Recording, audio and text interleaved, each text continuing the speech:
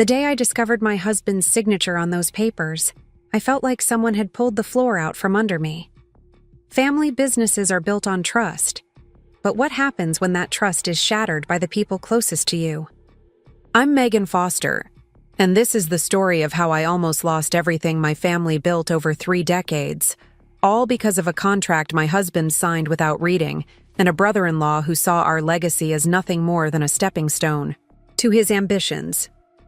Before we jump back in, tell us where you're tuning in from, and if this story touches you, make sure you're subscribed, because tomorrow, I've saved something extra special for you. I always knew where I stood in the Mitchell family hierarchy. Despite being the one who spent weekends at the workshop with my father as a child, who studied sustainable business practices in college, and who came back to work in the family business, right after graduation, I was never quite the star. That honor went to my husband's brother, Eric Wilson. "Megan, did you see the new sales figures?" my father Robert asked, barely glancing up from his laptop as I walked into his office carrying the quarterly projections I'd stayed up half the night finalizing. "Eric's online marketing strategy is really paying off." "I did," I replied, setting the folder on his desk. "But have you looked at the customer return rates on those quick ship items? We're seeing a 15% increase in quality complaints." He waved a dismissive hand. "Growing pains. You can't expand without a few bumps."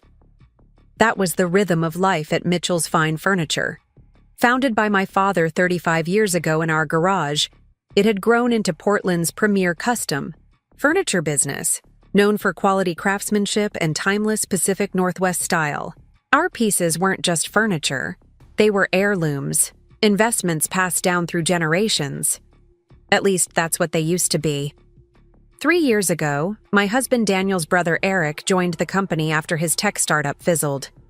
With his MBA and charismatic smile, he quickly charmed my father. "The future is digital, Bob," he'd say, slapping my father on the back like they were old college buddies instead of in-laws. "We need to streamline production, boost online presence, create an experience." Experience, as if the generations of craftsmanship that went into our furniture wasn't experience enough. I left my father's office and headed to the workshop. The factory floor was my sanctuary, filled with the comforting scents of sawdust and linseed oil. This was where the real magic happened, where rough lumber was transformed into pieces of art by craftspeople who had been with us for decades. Carlos, our master woodworker, looked up from the cherry dining table he was hand-finishing. "Hey, Megan, the new specs come through for the Henderson order?" "Not yet. Eric's team is still finalizing the design language," I said, making air quotes. Carlos shook his head. "Customers who spend $6,000 on a dining table don't want language. They want quality." I ran my hand over the satiny surface of the table. This was what Mitchell's was about. Not scaling up production to compete with mass manufacturers, not chasing trends that would look dated in 5 years. My phone buzzed with a text from Daniel. "Dinner at my parents' tonight, 7 p.m. Eric has big news." I sighed. Another dinner where Eric would monopolize the conversation, with his grand plans while my father nodded approvingly. Daniel would sit quietly supportive beside me, occasionally squeezing my hand under the table when Eric's boasting became too much. My mother, Patricia, would try to steer conversation to neutral ground, asking about everyone's week with deliberate even-handedness, and I would smile and nod and bite my tongue. But tonight was different. As I pulled into the driveway of my parents' West Hills home, I noticed an unfamiliar luxury car parked out front. Inside, the dining room had been set with the good china, and there was a bottle of champagne chilling in an ice bucket. "Megan!" Eric's voice boomed across the foyer as I walked in. He swept over, pulling me into a cologne-drenched hug. "Just the woman I wanted to see." "Where's Daniel?" "Parking the car," I said, extracting myself. "What's the occasion?" "You'll see," he winked, turning to introduce me to a man in an expensive suit. Megan, this is Jason Keller, my old college roommate. He's with Lux Home Furnishings now. I felt a chill run down my spine. Lux was a national conglomerate known for buying small furniture companies, stripping their operations, and outsourcing production overseas while keeping the original branding. They were everything Mitchell's stood against. "Nice to meet you," I said, my voice neutral. "I didn't realize we were having company tonight." "Jason's not company," Eric laughed. "He's practically family now." Before I could ask what that meant, Daniel appeared at my side, kissing my cheek. "Sorry I'm late. Had to take a call from that client in Seattle." "Well, now that everyone's here," my father announced, "let's get some champagne poured. We're celebrating." We gathered around the dining table, crystal flutes filled with bubbling champagne. My mother passed around her famous pot roast, a dish she reserved for special occasions. Eric remained standing, Jason beside him with a portfolio tucked under his arm. "I want to thank everyone for coming tonight," Eric began, raising his glass. "Especially you, Megan. I know how much Mitchell's means to you, which is why I'm so excited to share this news." My stomach tightened. For the past 6 months, I've been in talks with Lux Home Furnishings about a partnership opportunity that will take Mitchell's to the national stage. "Partnership?" I repeated, looking to my father. His face was glowing with pride. "More of an acquisition, actually," Jason cut in smoothly. "But the Mitchell name and legacy will remain front and center in our marketing." The room seemed to tilt sideways. "Acquisition? Dad? You're selling the business?" My father cleared his throat. "Not selling, Megan. Strategic repositioning. Eric's arranged for us to maintain creative control while Lux handles the business side. It's the best of both worlds. Lux is prepared to offer $8 million for a full buyout," Jason said, sliding the portfolio toward my father, "with positions on the board for both Robert and Eric to ensure the Mitchell vision continues." "What about the workshop? Our employees?" I asked, my voice rising. "Some of them have been with us for 20 years. Manufacturing will be consolidated with Lux's existing operations," Eric explained. "More efficient that way, but we'll maintain a small custom shop for showcase pieces." "You mean for show," I said flatly, "so customers can believe they're still buying Mitchell quality while actually getting mass-produced furniture?" "Megan," my father warned. "It's a fair question," Jason said smoothly. "And yes, some production will move to our facilities in Asia, but only to make the price point more accessible. The high-end custom pieces will still be made locally." I turned to Daniel, expecting to see the same shock and betrayal I felt. Instead, he was studying his plate. "Daniel?" I prompted. "You're awfully quiet." He looked up, a flash of guilt, crossing his face. "I may have heard some of this before." "Some?" Eric laughed. "Danny boy here has been instrumental. He's been helping me pull together all the financial projections Lux needed." The betrayal hit like a physical blow. "You knew about this? For how long?" "A few weeks," Daniel admitted. "Eric asked me to look over some numbers, and it just progressed from there." "A few weeks?" I repeated. "And you didn't think to mention this to your wife? To the person who has dedicated her entire career to this company?" An uncomfortable silence fell over the table. My mother reached for my hand, but I pulled away. "I thought it would be better coming from everyone together," Daniel said weakly. "Well, there's a bit more to it," Eric continued, seemingly oblivious to the tension. "The deal is actually contingent on maintaining certain management structures, and Lux is particularly interested in our digital strategy moving forward." "Meaning?" I prompted. "Meaning Eric will be taking on the role of CEO for the Mitchells." "Brand under the Lux umbrella," my father said proudly. "And I'll be stepping back to an advisory role." "What about me?" The question hung in the air. 5 pairs of eyes avoided meeting mine. "We value your passion for the craftsmanship side, Megan," Jason finally said. "There would certainly be A position for you in product development. Under Eric's direction, of course. Under Eric's direction. After 15 years of working my way up, learning every aspect of the business, I was being offered a subordinate position to someone who had been with the company for 3 years and saw our furniture as nothing more than units to be scaled. "This isn't final yet, is it?" I asked, looking directly at my father. "Tell me you haven't signed anything." My father shifted uncomfortably. "Well, we've signed a letter of intent, but the final contracts are still being drawn up." I stood up abruptly. I need some air. Outside on the patio, I gulped in the cool evening air, trying to process what had just happened. The garden lights illuminated the handcrafted cedar Adirondack chairs my father and I had built together when I was 16. He'd taught me about selecting the right wood, about precision and patience. "Quality isn't just what you see, Meggie," he'd said. "It's what you don't see. It's doing the right thing even when no one's looking." What had happened to that man? The sliding door opened, and my mother stepped out, wrapping a cardigan around her shoulders against the evening chill. "They could have at least told me," I said before she could speak. "Before inviting some corporate suit to dinner." She sighed, sitting in one of the cedar chairs. "I didn't know either, until yesterday. Your father seems to think it's for the best, that the business is getting too big for us to manage alone." "Too big? Or not big enough for Eric's ambitions?" I sat beside her. "Mom, everything Dad built, everything I thought I would someday lead, they're just going to sell it to some conglomerate that will slap our name on imported knockoffs." She was quiet for a moment. "Have you looked at the company finances recently? The real numbers, not the ones in the quarterly reports?" I frowned. "What do you mean?"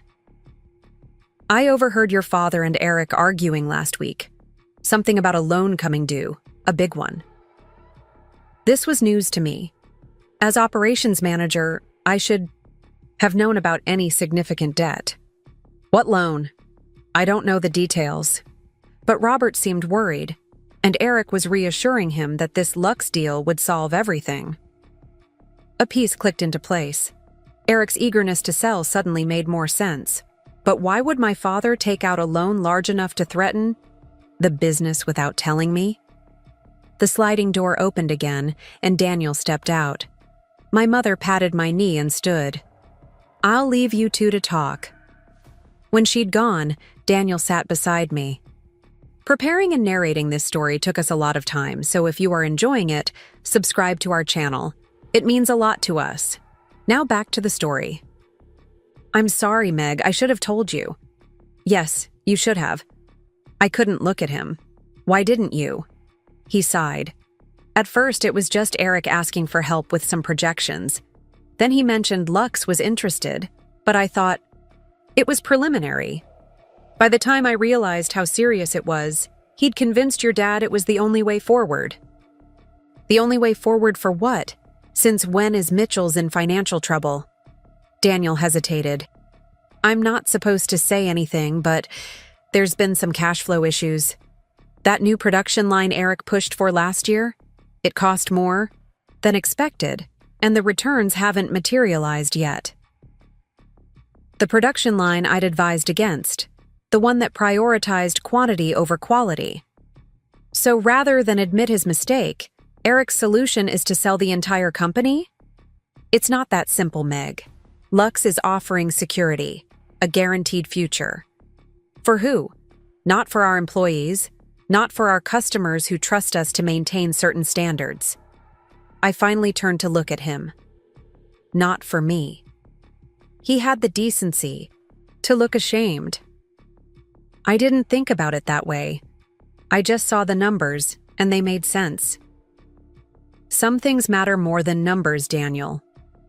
Inside, I could see Eric gesturing animatedly while Jason nodded, my father hanging on their every word. This wasn't just about business. This was about legacy, about values, about what it meant to put your name on something and stand behind it. I stood up. "I'm going back to the office. I need to see these financial records myself." "Now? It's almost 9. "Yes, now. Are you coming or not? Daniel hesitated, glancing back at the dining room. I should probably stay. Make our excuses. Fine. I pulled out my car keys. Tell them whatever you want. The drive to our downtown showroom was a blur of anger and betrayal. How could my father consider selling the company without even discussing it with me? How could Daniel keep this from me? And how had Eric, in just 3 years, managed to position himself to take over everything my family had built? The showroom was dark when I arrived, the display furniture casting long shadows in the streetlight filtering through the windows. I bypassed it and headed upstairs to the offices. My father's door was locked, but I knew where the spare key was hidden. Inside, his office was impeccably neat, as always. I went straight to his computer, but it was password protected. The filing cabinets were my next target. Most contained information I already had access to: customer orders, supplier contracts, employee records. But in the bottom drawer of the cabinet behind his desk, I found a folder labeled Expansion Financing that I'd never seen before. Inside were loan documents for $3 million from First Western Bank, dated 18 months ago, around the time Eric had started pushing for expanded production. The loan was secured by the business assets and my parents' home. The terms were aggressive, with a balloon payment of $1, $8 million due in just 3 months. No wonder my father was eager for Lux's $8 million offer. But something else caught my eye. The loan application listed Eric Wilson as co-owner and chief financial officer of Mitchell's Fine Furniture. Co-owner? Eric didn't own any part of the business, or at least he hadn't when I last reviewed our corporate structure. I dug deeper and found another folder labeled Restructuring. Inside was a document that made my blood run cold. A transfer of ownership shares, signed 2 years ago, giving Eric a 30% stake in the company. The signatures at the bottom were my father's, Eric's, and my hands began to shake, Daniel's. My husband had signed over a portion of my family's business to his brother without ever mentioning it to me. I sat back in my father's chair, the document spread before me, trying to make sense of it all. Why would Daniel sign such a thing? And how could Eric have become CFO without my knowledge? As operations manager, I worked with our accounting department daily. This made no sense. Unless... I pulled out my phone and called Henry Chen, my father's longtime friend and the company's outside accountant. Megan, it's a bit late for bookkeeping. Questions, he answered, his voice warm despite the hour. Henry, I need to ask you something, and I need the truth. Has Eric been handling financial decisions for Mitchell's? There was a long pause. I assumed you knew. About 2 years ago, your father restructured the management team. Eric took over the financial side, and I was asked to work with him directly, rather than going through the regular accounting department. And Daniel? What was his role in this? Another pause. Daniel signed as a witness, I believe, for the transfer of shares. So, Daniel hadn't just kept this from me. He'd actively participated in cutting me out of my own family business. Thank you, Henry. I'm sorry for calling so late. Megan, is everything all right? You sound upset. No, I admitted. Everything is not all right, but it will be. I hung up and continued searching. In another folder, I found projections for the company under Lux's ownership. The production staff would be cut by 80% within 6 months. The Portland showroom would become a design center with minimal inventory, while actual sales would be driven to Lux's big box stores. The Mitchell name would become just another brand in their portfolio, with none of the craftsmanship or quality that had defined us for decades. And buried in the fine print of the letter of intent with Lux was a clause stating that all current employees, including family members, would be subject to review and potential termination with no severance after the 3-month transition. Period. They weren't just selling the company, they were setting me up to be pushed out entirely. My phone buzzed with a text from Daniel. "Where are you? Everyone's worried." I didn't respond. Instead, I took photos of every document I'd found and put everything back exactly as I'd found it. Then I called Vanessa Delgado, my best friend since college, and now a corporate attorney. "I need your help," I said when she answered. "And I need it now." The next morning I arrived at the workshop before anyone else. Carlos showed up at 6:30, as he had every workday for the past 22 years. "You're here early," he remarked, hanging up his jacket. "Everything okay?" "Not really," I admitted. "But I'm working on it. Can you gather everyone for a meeting at 8? And keep it quiet. Just shop floor staff, not management." He studied my face. "This about those suits who were here last week? The ones Eric was showing around?" "You could say that." At 8 o'clock, the 15 members of our production team gathered in the break room. These were the heart and soul of Mitchell's, the craftspeople who transformed raw wood into art. "I'll get right to the point," I said, closing the door. "Mitchell's is being sold to Lux Home Furnishings. The deal isn't final yet, but if it goes through, most of you will lose your jobs within 6 months." A stunned silence fell over the room, followed by a burst of questions and exclamations. "Is this for real? But Mr. Mitchell always said he'd never sell. What about our benefits? My kid's about to start college." I held up my hands. "I only found out last night, and I'm as angry as you are." My father, along with my husband and brother-in-law, have been planning this behind my back. But I'm not going to let it happen without a fight. "What can we do?" Carlos asked. "If the owners want to sell, they can sell."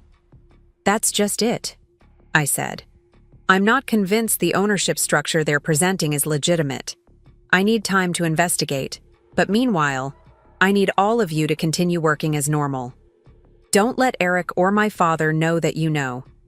"You're asking us to pretend everything's fine while they plan to ship our jobs overseas?" one of the newer craftsmen asked skeptically. "I'm asking you to trust me," I replied. "The way I've trusted all of you to uphold the Mitchell standard of quality all these years. Give me 2 weeks.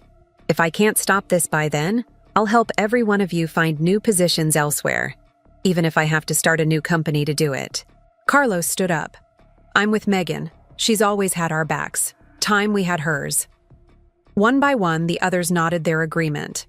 As they filed out to start their workday, my phone buzzed again.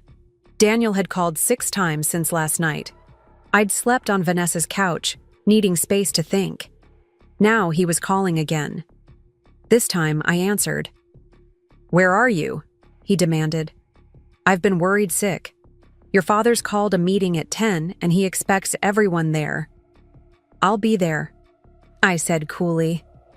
"Wouldn't want to miss another family decision I have no say in." "Megan, please, let me explain." "Save it for the meeting, Daniel. I think it's time everyone's cards were on the table, don't you?" I hung up and called Vanessa. "It's time. Bring everything we discussed." At precisely 10 o'clock, I walked into the conference room at our corporate offices. My father sat at the head of the table, with Eric to his right and Jason from Lux beside him. Daniel was on my father's left, looking haggard. My mother sat quietly in the corner, her face drawn, with worry. "Megan," my father began, "we missed you at the end of dinner last night. Daniel said you weren't feeling well." "I'm feeling fine," I replied, taking a seat directly opposite Eric. "Just doing some late-night reading. Financial documents, ownership, transfers, fascinating stuff." Eric's smile faltered slightly. "Excited about the Lux opportunity, then? I knew you'd come around once you had time to think about it." "Oh, I've thought about it. I've thought about a lot of things." I placed my portfolio on the table. Like how my brother-in-law somehow acquired a 30% stake in my family's company without my knowledge, or how my husband signed as a witness to this transaction without ever mentioning it to me. Daniel flinched. My father's face hardened. "Business decisions aren't always family discussions, Megan," he said. Eric brought capital we needed for expansion, and in return, he received equity. It's standard practice. Is it standard practice to appoint someone CFO without informing your operations manager? To take out multi-million-dollar loans secured by business assets without proper corporate approval? Jason cleared his throat. Perhaps I should step out while the family discusses these matters. Please stay, I said. Since you're buying our company, you should know exactly what you're getting into. The door opened, and Vanessa walked in, briefcase in hand. Sorry I'm late. Traffic on the bridge was terrible. Who is this? My father demanded. Vanessa Delgado, corporate counsel, she said smoothly, taking the seat beside me. I'm here representing Megan's interests in this matter. This is a private family meeting, Eric snapped. We don't need outside counsel. Actually, you do, Vanessa replied, opening her briefcase. Because the ownership transfer Mr. Mitchell signed 2 years ago violates multiple provisions of your corporate bylaws, which explicitly state that shares can only be transferred to direct descendants unless approved by a unanimous vote of all existing shareholders. I am the majority shareholder, my father said, his voice rising. I can transfer my shares as I see fit. Not according to your own bylaws, Vanessa countered, sliding a document across the table. And certainly not without informing all officers of the corporation, which includes Megan as operations manager. This is ridiculous, Eric scoffed. I brought capital the company desperately needed. Without me, Mitchell's would have folded 2 years ago. Is that so? I opened my portfolio and pulled out a stack of financial reports. Because according to these records, which I obtained from our bank this morning, Mitchell's was profitable until 18 months ago, when suddenly, large sums began being transferred to a consulting company called Wilson Innovations, a company that coincidentally lists Eric Wilson as its sole proprietor. The blood drained from Eric's face. My father looked confused. What is she talking about? He asked Eric. Nothing, Eric said quickly. Just the consulting fees we discussed for the expansion strategy. $800,000 in consulting fees? I pressed. For what exactly? And why did you need a $3 million loan when our books showed $1? $5 million in cash reserves 2 years ago. The room went silent. Jason from Lux was watching the exchange with growing discomfort. Dad, I said, softening my tone. Did you even read the documents Eric had you sign? Did you look at the real numbers, or did you just trust him because he's family? Because he presented himself as the savior of the business you built? My father's confident demeanor began to crack. Eric explained that we needed capital for expansion, that modernizing our operations was essential for survival. And the loan? The one that puts your house at risk if it's not paid in 3 months? He looked genuinely confused. What loan? The bank extended our existing line of credit, but there's no balloon payment. I slid the loan document across the table. This loan, signed by you and Eric 18 months ago. My father put on his reading glasses and examined the document, his face growing increasingly pale. I never signed this. This isn't my signature. All eyes turned to Eric, who had gone very still. Eric? Daniel asked, his voice barely above a whisper. What did you do? Nothing illegal, Eric said defensively. I was trying to save this company from itself. You're all so caught up in tradition and craftsmanship that you can't see the market is changing. We needed to scale up, to modernize. So you forged Dad's signature on a loan document?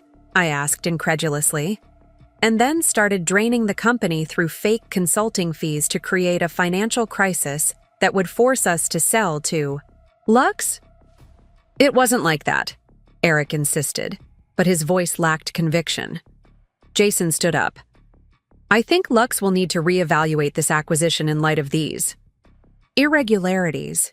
If there are questions about the legitimacy of the ownership structure or potential financial improprieties. Wait, Eric said desperately. The deal is solid. Mitchell's is still a valuable brand, regardless of these misunderstandings. Misunderstandings? I repeated. Is that what you call fraud now? My father seemed to age 10 years in an instant. Eric, tell me this isn't true. Tell me you didn't forge my signature and steal from the company. Eric's silence was answer enough. I think, Vanessa said into the heavy quiet, that we should adjourn this meeting so that the Mitchell family can discuss next steps privately. Mr. Keller, I'll walk you out. As Jason and Vanessa left, my father buried his face in his hands. My mother moved to stand behind him, her hand on his shoulder. I trusted you, my father said, looking up at Eric. I welcomed you into this business, into our family. I was trying to help, Eric insisted. The old way of doing things isn't sustainable. Lux was offering a way out for everyone. A way out? I countered. Or a way up for you? CEO of the Mitchell brand, while the rest of us are pushed aside and our employees lose their jobs? Daniel, who had been uncharacteristically quiet, finally spoke. Did you know about this from the beginning? When you asked me to sign those papers? Eric hesitated just a moment too long. You did, Daniel said, his voice hollow. You played me. You played all of us. Daniel, you don't understand, Eric began. No, I understand perfectly now, Daniel cut him off. You manipulated me into betraying my wife. You lied to our father-in-law. You committed fraud. And for what? A corner office at Lux? Eric stood up abruptly.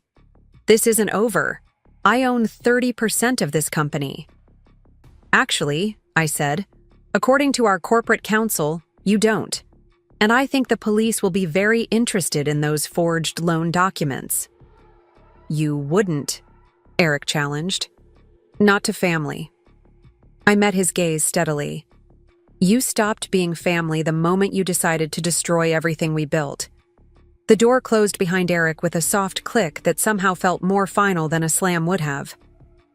Megan, my father said, his voice shaking.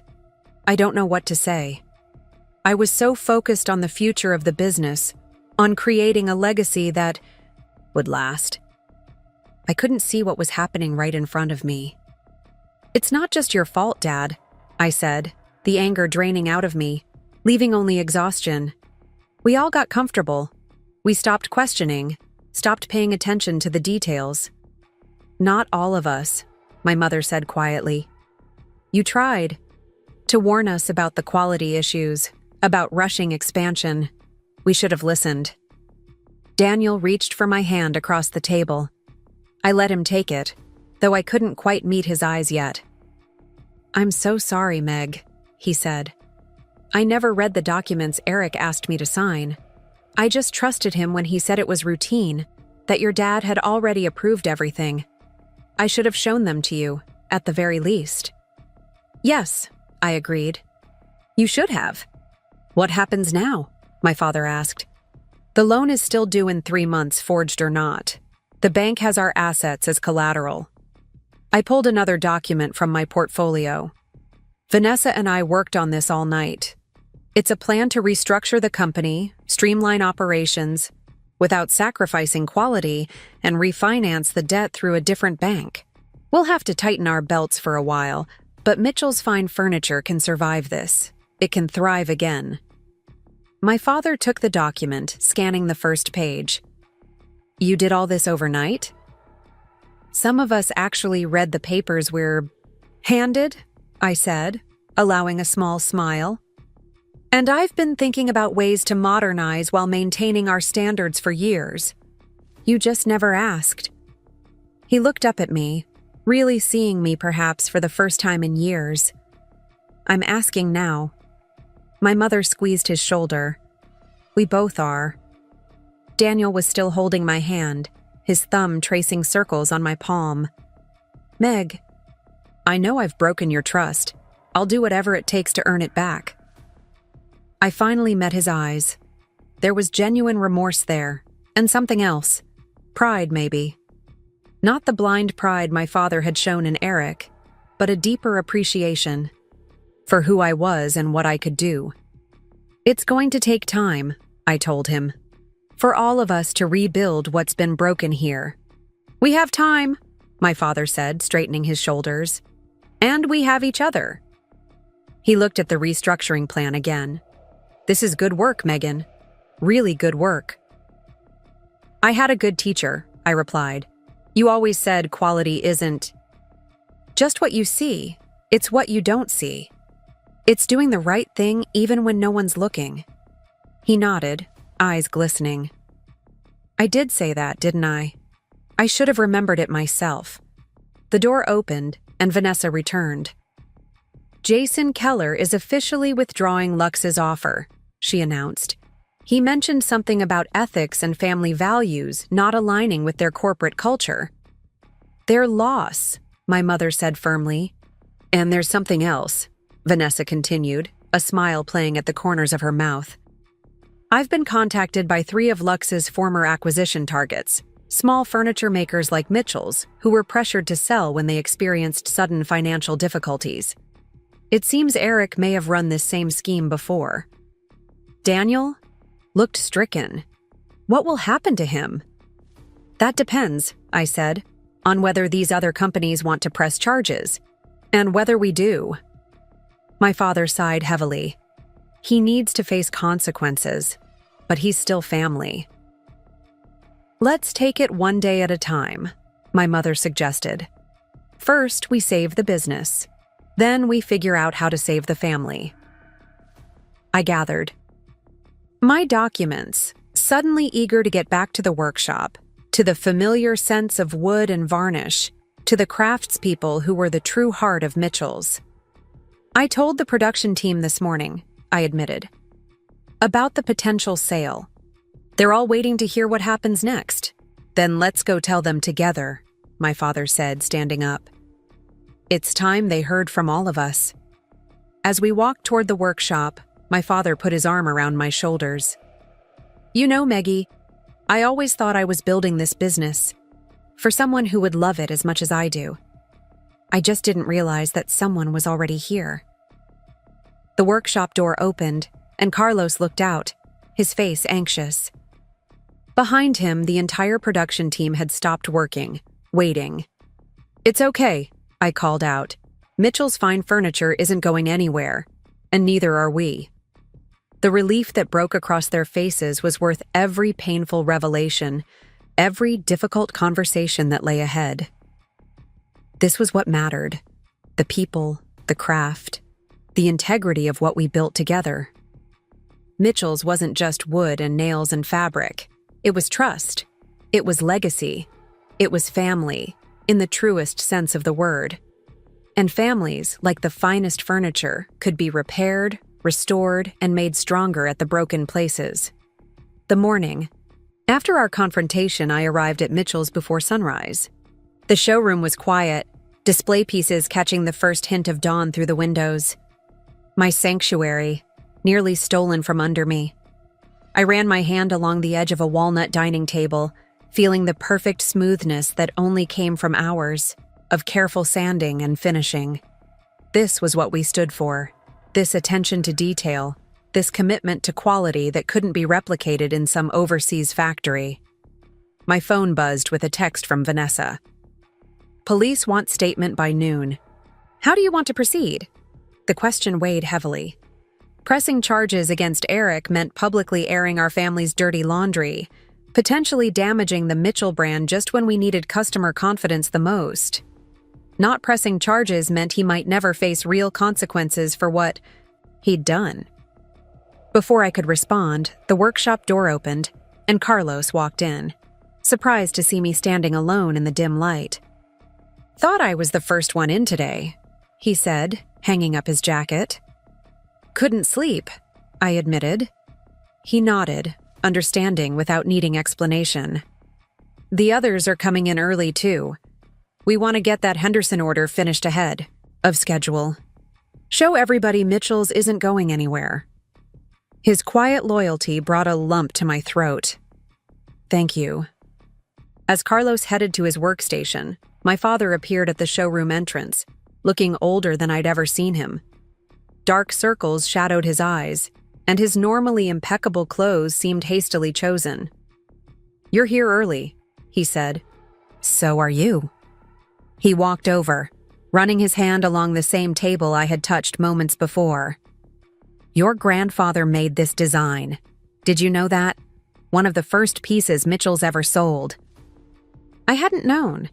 My grandfather had died when I was young, his influence on the business a story told rather than a memory lived. "When we started, it was just him and me in a garage workshop," my father continued. "Every night, my hands would be so sore I could barely hold a fork at dinner." But he insisted on perfection. "People are inviting our work into their homes," he'd say. "Into the places where they make memories with their families. We owe them our best." The weight of that legacy hung in the air between us. "I failed him," my father said quietly. "And I failed you." "Dad, no, let me finish." I was so focused on growth, on not being the one who let Mitchell's fade away, that I lost sight of what made us special in the first place. He met my eyes directly. And I was blind to who really carried that vision forward. The silence stretched between us, decades of unspoken feelings rising to the surface. "I'm pressing charges against Eric," he finally said. "The detective is coming. At 10. I wanted you to know." The decision surprised me. "Are you sure? Once we do this, there's no going back. Everyone will know." "Everyone should know," he said firmly. "That's not just about protecting the business. It's about integrity, about standing behind our name." The workshop was coming alive behind us, the familiar sounds of tools being prepared, machines humming. To life, craftspeople calling greetings to each other. "What about Daniel?" I asked. "He signed those documents too."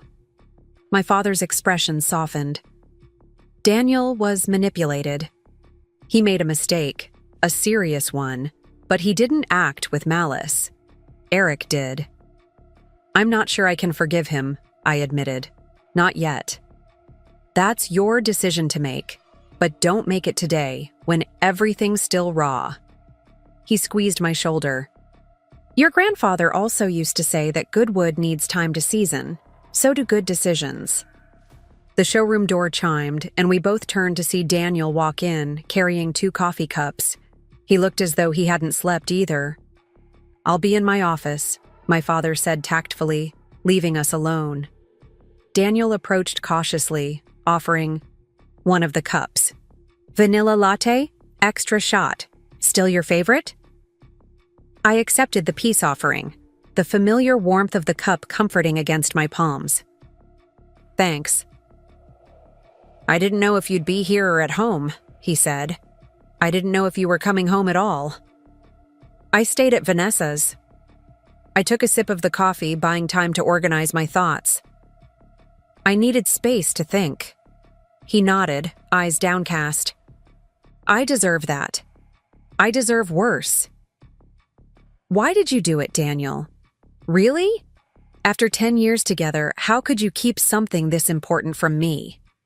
He sank onto a nearby ottoman, coffee forgotten in his hands. "It started small. 2 years ago, Eric asked me to look over some expansion plans he wanted to present to your father. Nothing unusual. We'd collaborated on projects before. But it didn't stay small. No." He set his cup down, leaning forward with elbows on knees. "The plans were ambitious. Too ambitious, I thought. But Eric was so convinced they were necessary for Mitchell's survival.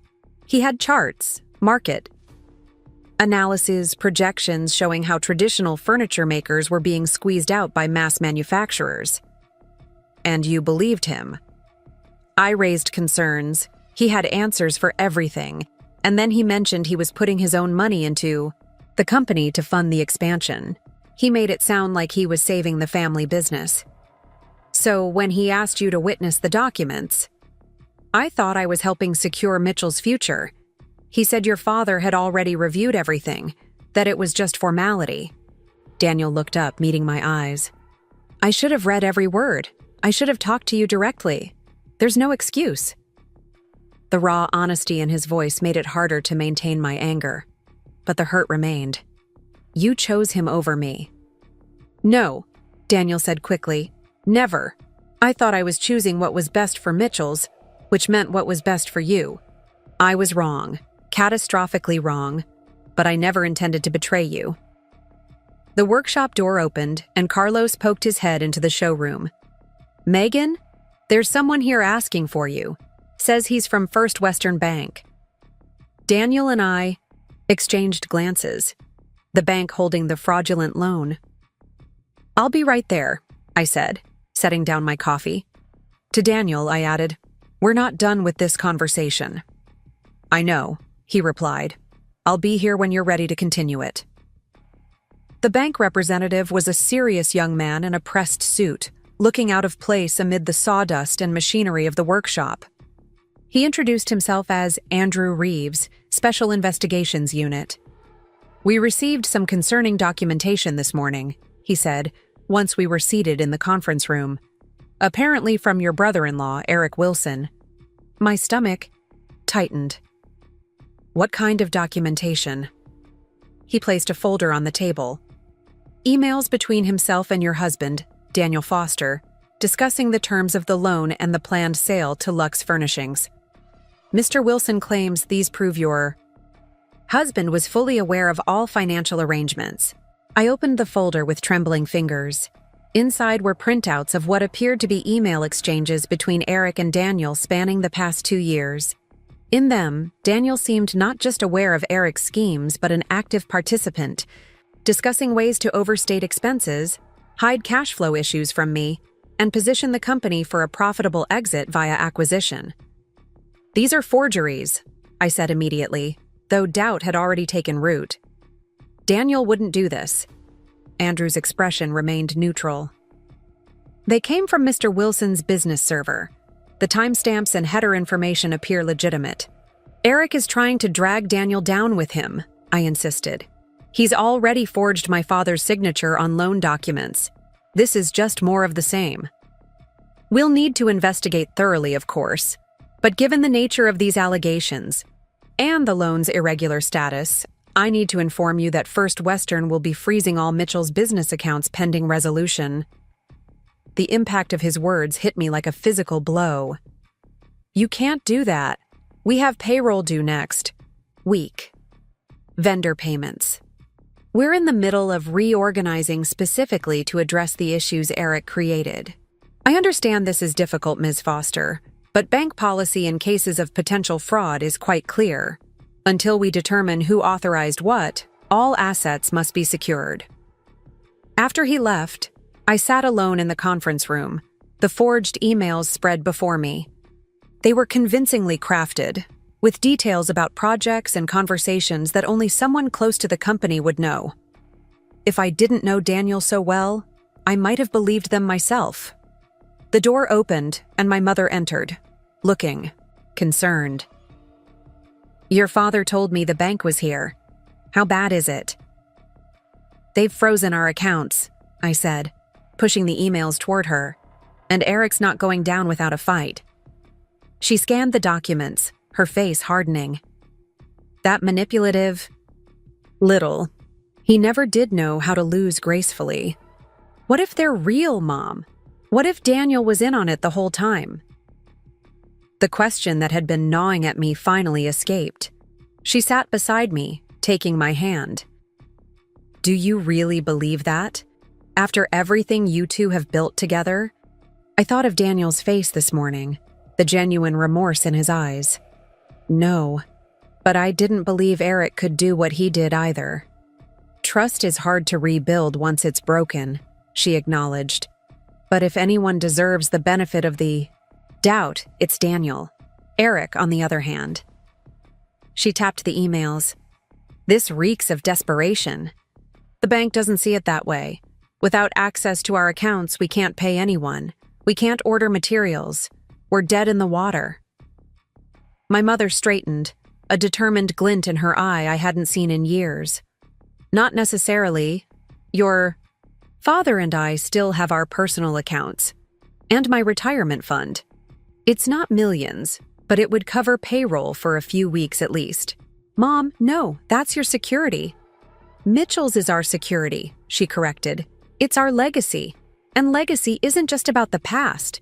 It's about the future we're building." She squeezed my hand. "You've shown us you're willing to fight for this company. Now, let us fight alongside you." Before I could respond, Vanessa burst into the room, slightly breathless.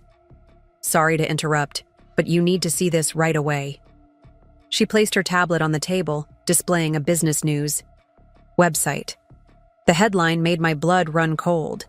"Luxury furniture brand Mitchell's faces fraud investigation. Insiders claim financial irregularities." "It just posted 10 minutes ago," Vanessa explained. "Eric must have contacted the press."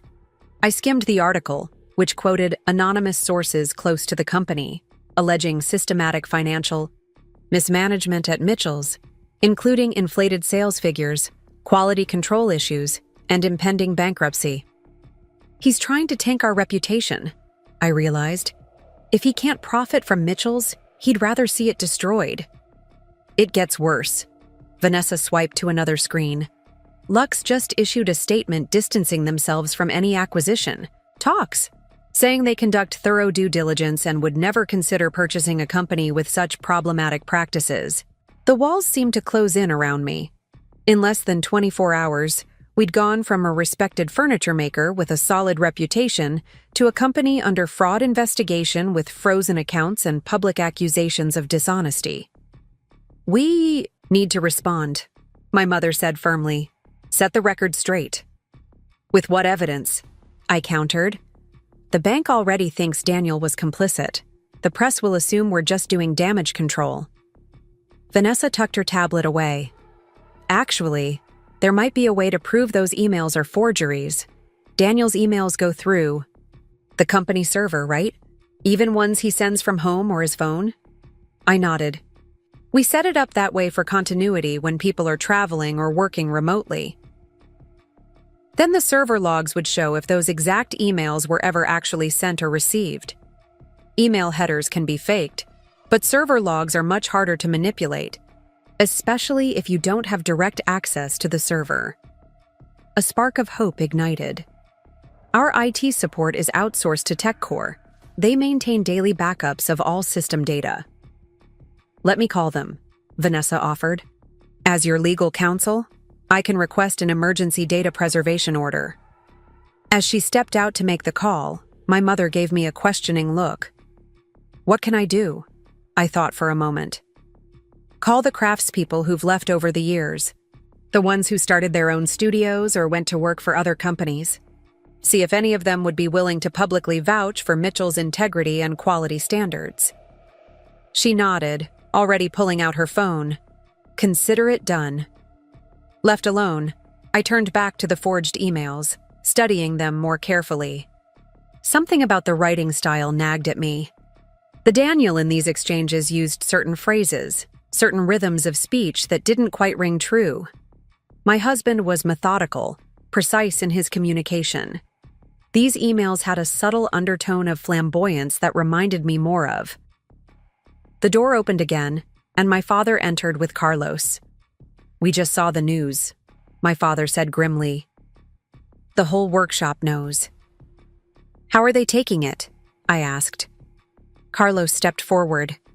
"That's what I came to tell you. Nobody's leaving.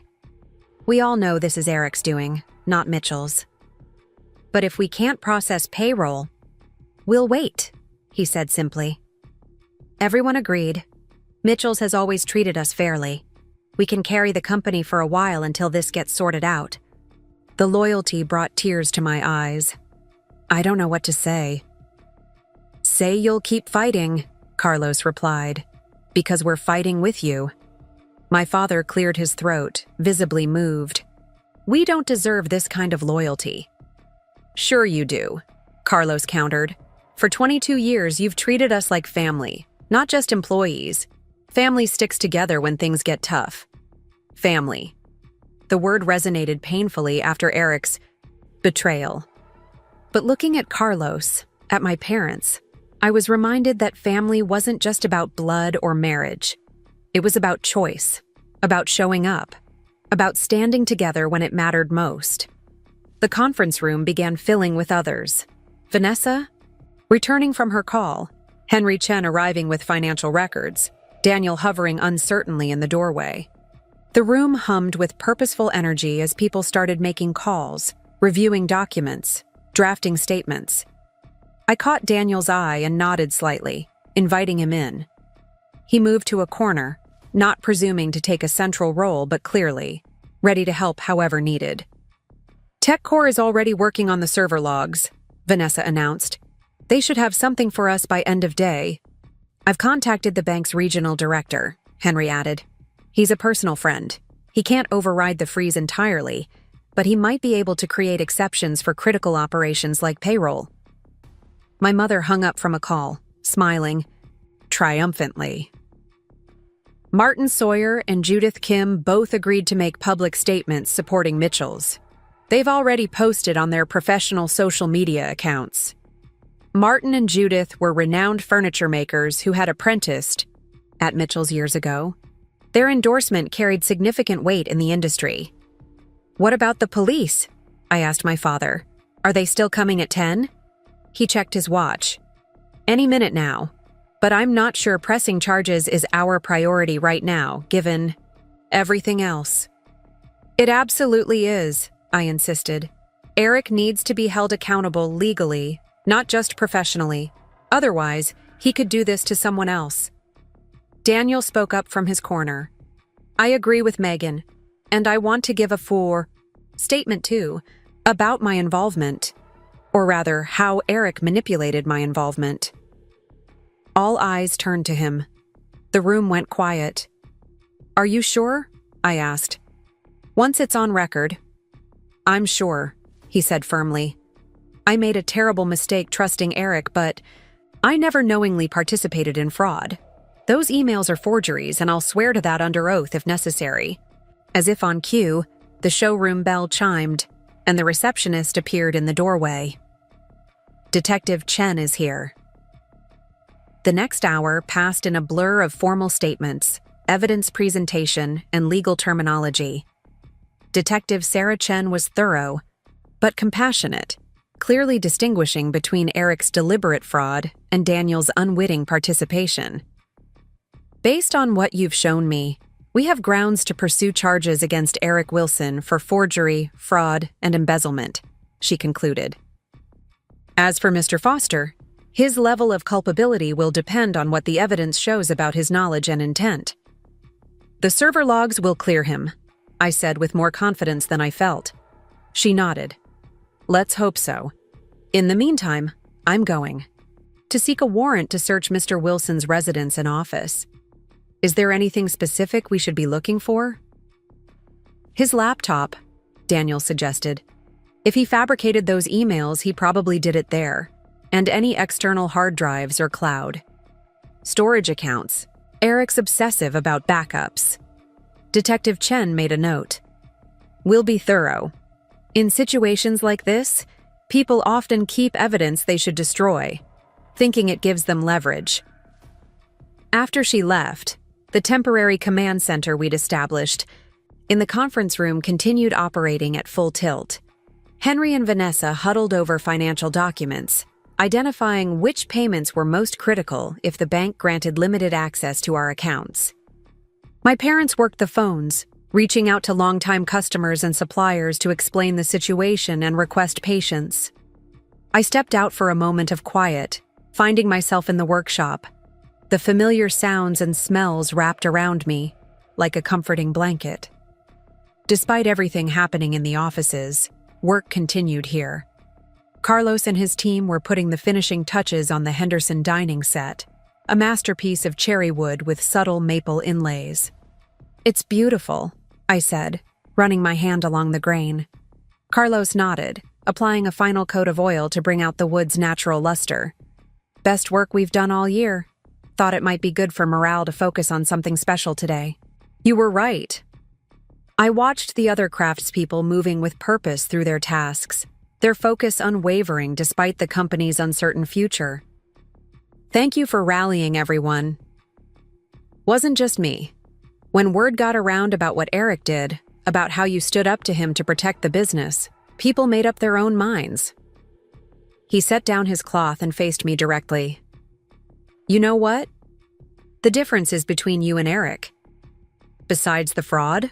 I asked dryly. He saw furniture as product. Units to ship, numbers on a spreadsheet. You see what we really make here. And what's that? Pieces of people's lives, Carlos said simply. The table where a family shares meals for decades. The cradle that holds 3 generations of babies. The desk where someone writes a novel or builds a business. He gestured toward the workshop at large. Everyone here knows you understand that. It's why we're staying. A lump formed in my throat. I don't know if we can save it. The company. Not with frozen accounts and public accusations. Maybe. Not. But we'll go down swinging if we have to. He picked up his cloth again, returning to his methodical work. Some things are worth fighting for, even when the odds are bad. When I returned to the conference room, Daniel was waiting by the door. Can we talk? He asked quietly. Just for a minute. I nodded, leading him to the small break room adjacent to the workshop. It was empty at this hour, the coffee pot gurgling as it brewed a fresh batch. I've been thinking about those emails, he said once we were alone. The ones Eric fabricated. What about them? They don't just implicate me in the fraud. They paint a picture of me as ambitious, ruthless, willing to sacrifice Mitchell's long-term reputation for short-term gain. He poured 2 cups of coffee, sliding one toward me. That's not who I am, but it's exactly who Eric is. I took the coffee but didn't drink. You think he projected his own motivations onto you? I think he revealed exactly how he views business ethics, how he justified what he did. Daniel leaned against the counter. And I think that might be useful when building a case against him. The insight was perceptive. I'll mention it to Detective Chen. An uncomfortable silence stretched between us. There was so much to say, yet neither of us seemed ready to dive into the deeper waters of trust and betrayal. I'm going to stay at my brother's for a while, Daniel finally said. Give you the space you need. My brother Michael lived across town, far enough for meaningful separation, but close enough for Daniel to remain involved in resolving the company crisis. You don't have to do that. Yes, I do. His expression was resolute. You need room to process everything without me hovering, trying to fix it. And I need to prove, with actions rather than words, that I'm committed to making this right. The gesture surprised me. Daniel typically avoided conflict, preferring to smooth things over quickly rather than allow emotional wounds time to heal properly. This demonstrated a deeper understanding of what I needed. Thank you, I said simply. He nodded, picking up his coffee. I should get back. Henry wanted my help reconstructing the original financial projections for the expansion, before Eric manipulated them. As he reached the door, I called after him. Daniel? He turned. I believe you, about not knowing what Eric was really doing. I just need time to trust that belief. Relief washed over his face. Take all the time you need. I'm not going anywhere. The workday stretched into evening as we established a crisis management plan. Vanessa coordinated with TechCore on the server logs.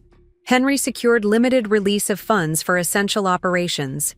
My father drafted a press statement addressing the fraud allegations head-on, naming Eric as the sole perpetrator and describing the company's cooperation with law enforcement.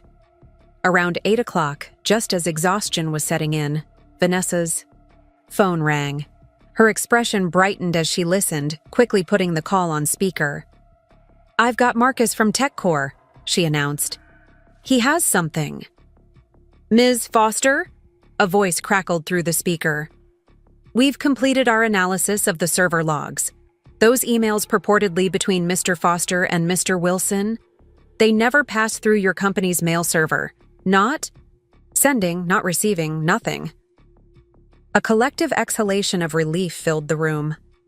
"We can definitively state their fabrications," Marcus continued. "What's more, we found something else. Someone attempted to access your server remotely multiple times over the past month, using administrator credentials. The access was granted, but our system flags unusual login patterns."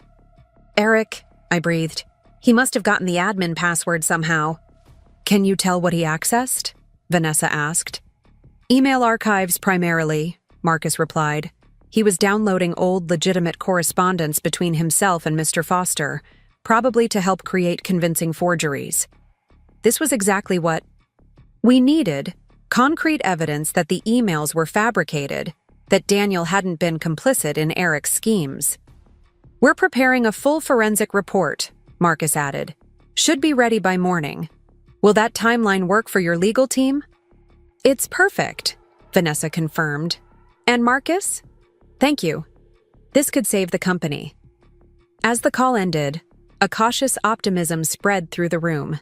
We weren't out of danger. The accounts were still frozen, the public allegations still circulating, but we had our first solid piece of exonerating evidence. My father squeezed my shoulder. "We should all go home, get some rest. Tomorrow's going to be another long day."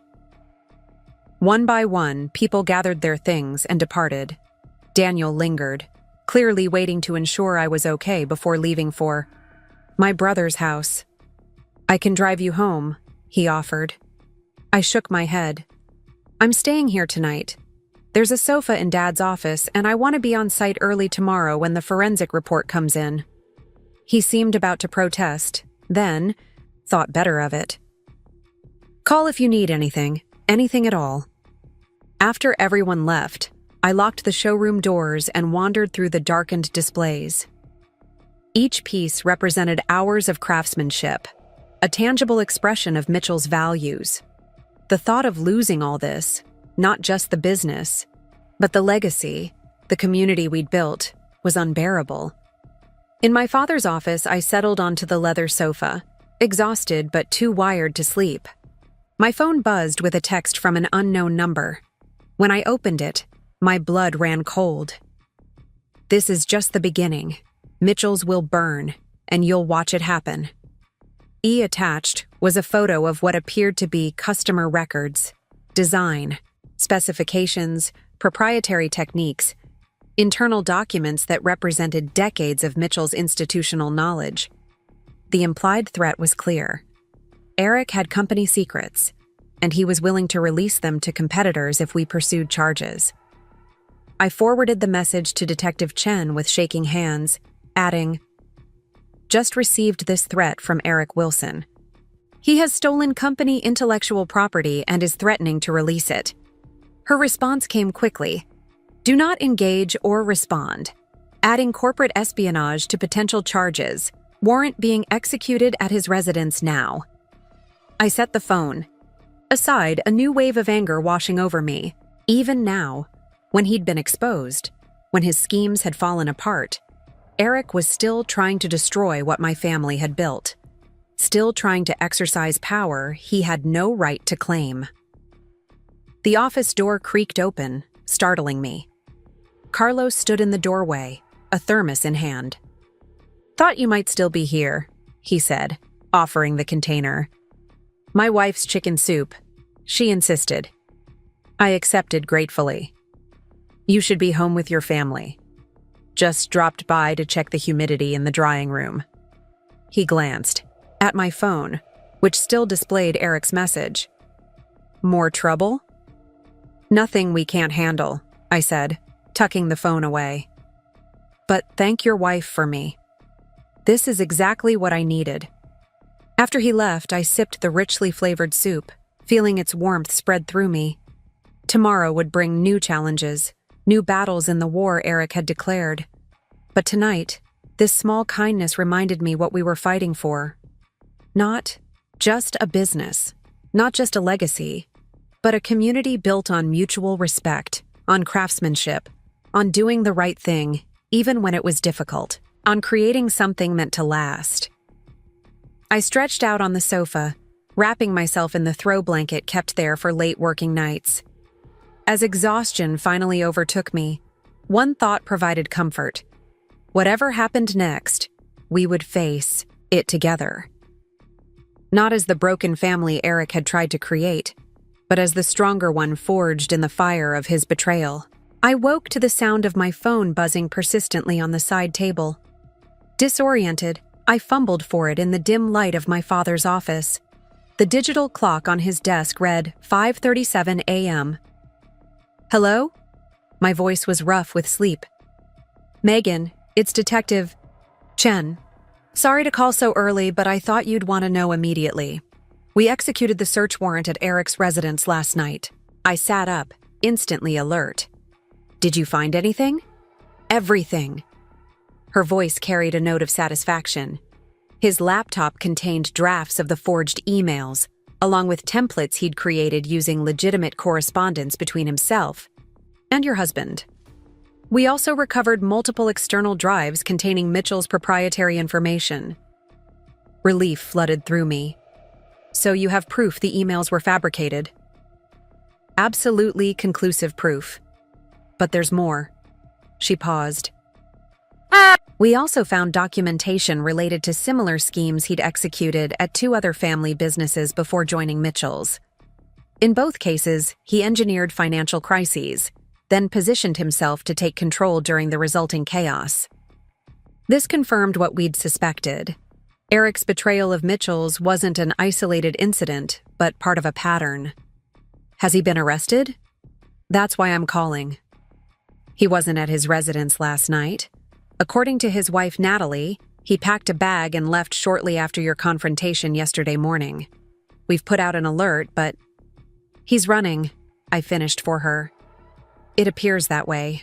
We've frozen his personal accounts and flagged his passport, but he had a significant head start." I thanked Detective Chen for the update, promising to come to the station later to review the evidence they'd recovered. After hanging up, I sat in the growing morning light, processing this new information. Eric's flight was both a relief and a complication. On one hand, his absence removed his immediate threat to Mitchell's. On the other, without him in custody, we couldn't completely close this chapter and move forward. I showered in the small bathroom adjacent to the workshop, changing into the spare clothes I kept at the office for emergencies. By 6:30, I was reviewing the forensic report from TechCore that had arrived overnight, confirming what Detective Chen had told me about the forged emails. Carlos arrived shortly after, surprised to find me already working. "You need to get a life outside this place," he said, setting a paper bag on the desk. "Maritza sent breakfast burritos. She's worried you're not eating properly." I smiled, gratefully. "Your wife is an angel. And as for getting a life, let's save the company first, then worry about my social calendar." As we ate, I briefed Carlos on the developments with Eric. His expression darkened at the news of the previous schemes at other family businesses. "I always thought something was off about him," he said. "Too slick, like he was always performing." "My father saw what he wanted to see," I replied. "We all did, to some extent. Except you, apparently." Carlos shrugged. "When you've worked with wood for as long as I have, you learn to spot veneer pretty quickly." He gathered our wrappers, standing to leave. "Think we'll get access to the accounts today? Suppliers are starting to call about payments." "Henry's meeting with the bank at 9. With the evidence we have now, they should release the freeze, at least partially." After he left, I called my parents to update them, then Daniel. He answered, on the first ring, sounding as though he'd been awake for hours. "I heard from Detective Chen," he said immediately, "about Eric. I can't believe he ran." "I can," I replied. "It's consistent with everything else he's done. creating damage, and then avoiding consequences. I feel like such a fool for not seeing through him sooner. The self-recrimination in Daniel's voice was painful to hear. He fooled all of us, Daniel, even Dad, who's known him longer than any of us. But I'm your husband. I should have protected you, not enabled someone who wanted to harm you and everything you care about. The raw honesty in his voice touched something in me. Despite everything, there was no attempt to minimize his role or deflect responsibility. "Are you coming in today?" I asked, changing the subject. "If you want me to," he replied, careful not to presume. "We need all hands on deck. Henry's meeting with the bank, and I'm hoping we'll regain access to our accounts. When that happens, we'll need to prioritize payments, reorganize production schedules, recalibrate our entire operation. I'll be there in 30 minutes, he promised. By 8:30, the office was humming with activity. My mother arrived with coffee and pastries for everyone. My father followed shortly after, looking more rested than he had in days. Vanessa joined us via video call, coordinating with TechCore on strengthening our digital security to prevent future breaches. At 9:15, Henry called from First Western Bank with the news we'd been hoping for. "The regional director has lifted the freeze on your operational accounts," he announced. "The capital accounts remain restricted pending their formal investigation, but you can process payroll and vendor payments effective immediately." A collective cheer went up around the conference table. This was our first real victory since the crisis began. "What changed their minds?" I asked. The forensic report from TechCore was compelling, but what really tipped the scales was Eric's flight. The bank sees it as tantamount to an admission of guilt. The mood in the office shifted from desperate defense to cautious rebuilding. Daniel took charge of expediting payments to our most critical suppliers. My father contacted key customers to reassure them about order timelines. My mother worked with Carlos to reorganize the production schedule, prioritizing pieces closest to completion. Around noon, Detective Chen arrived with a flash drive containing copies of the evidence recovered from Eric's devices. We gathered in the conference room as she connected it to the projector. "What you're about to see constitutes evidence in an ongoing investigation," she cautioned. "I'm sharing it with you because it directly impacts your business operations, but it shouldn't be distributed further." The files revealed the full extent of Eric's deception. Folders meticulously organized by scheme, Mitchell's financials modified, contained spreadsheets where he'd systematically altered numbers to create the appearance of declining profitability. Luck's acquisition strategy held correspondence with Jason Keller dating back almost a year, long before Eric had ever mentioned the potential deal to my father. Most disturbing was a folder simply labeled Exit Strategy, which contained detailed plans for what would happen after the acquisition. It included drafts of press releases announcing Eric's appointment as CEO of Mitchell's under the Lux umbrella, complete with quotes from my father expressing confidence in Eric's leadership. "He had every step planned," my father said softly. "Right down to words he'd put in my mouth." Detective Chen nodded grimly. "This level of premeditation is why we're pursuing maximum charges. When we apprehend him, he'll face multiple felony counts, including fraud, forgery, embezzlement, and now fugitive status." "What about the other companies he targeted?" Daniel asked. "You mentioned there were 2 previous incidents." "We've contacted authorities in those jurisdictions. They're reopening investigations based on this new evidence." After Detective Chen left, we sat in stunned silence, the magnitude of Eric's betrayal still sinking in. "I keep asking myself when it started," my father finally said. "When he first joined us, or if he came in with this agenda from the beginning." "Does it matter?" my mother asked gently. "It matters to me," he insisted. "I need to understand where I went wrong, how I missed the signs." Daniel spoke up, his voice quiet but firm. "You missed the signs because Eric knew exactly which buttons to push. He presented himself as the solution to problems you were already worried about. industry changes, digital competition, succession planning. My father looked startled. How did you know those were my concerns? Because they're what he used on me, too, Daniel admitted. He knew I worried about Mitchell's future, about ensuring your legacy continued. He positioned himself as the modernizer, the one who could bridge traditional craftsmanship with contemporary business practices. I watched my husband as he spoke, seeing him with new clarity. His betrayal had been real, his mistake serious. But it had come from a place of genuine concern for the family business, manipulated by someone who expertly identified and exploited vulnerabilities. We all wanted to believe him, I acknowledged. Even me at first. He was charismatic, confident, seemingly successful in his previous ventures.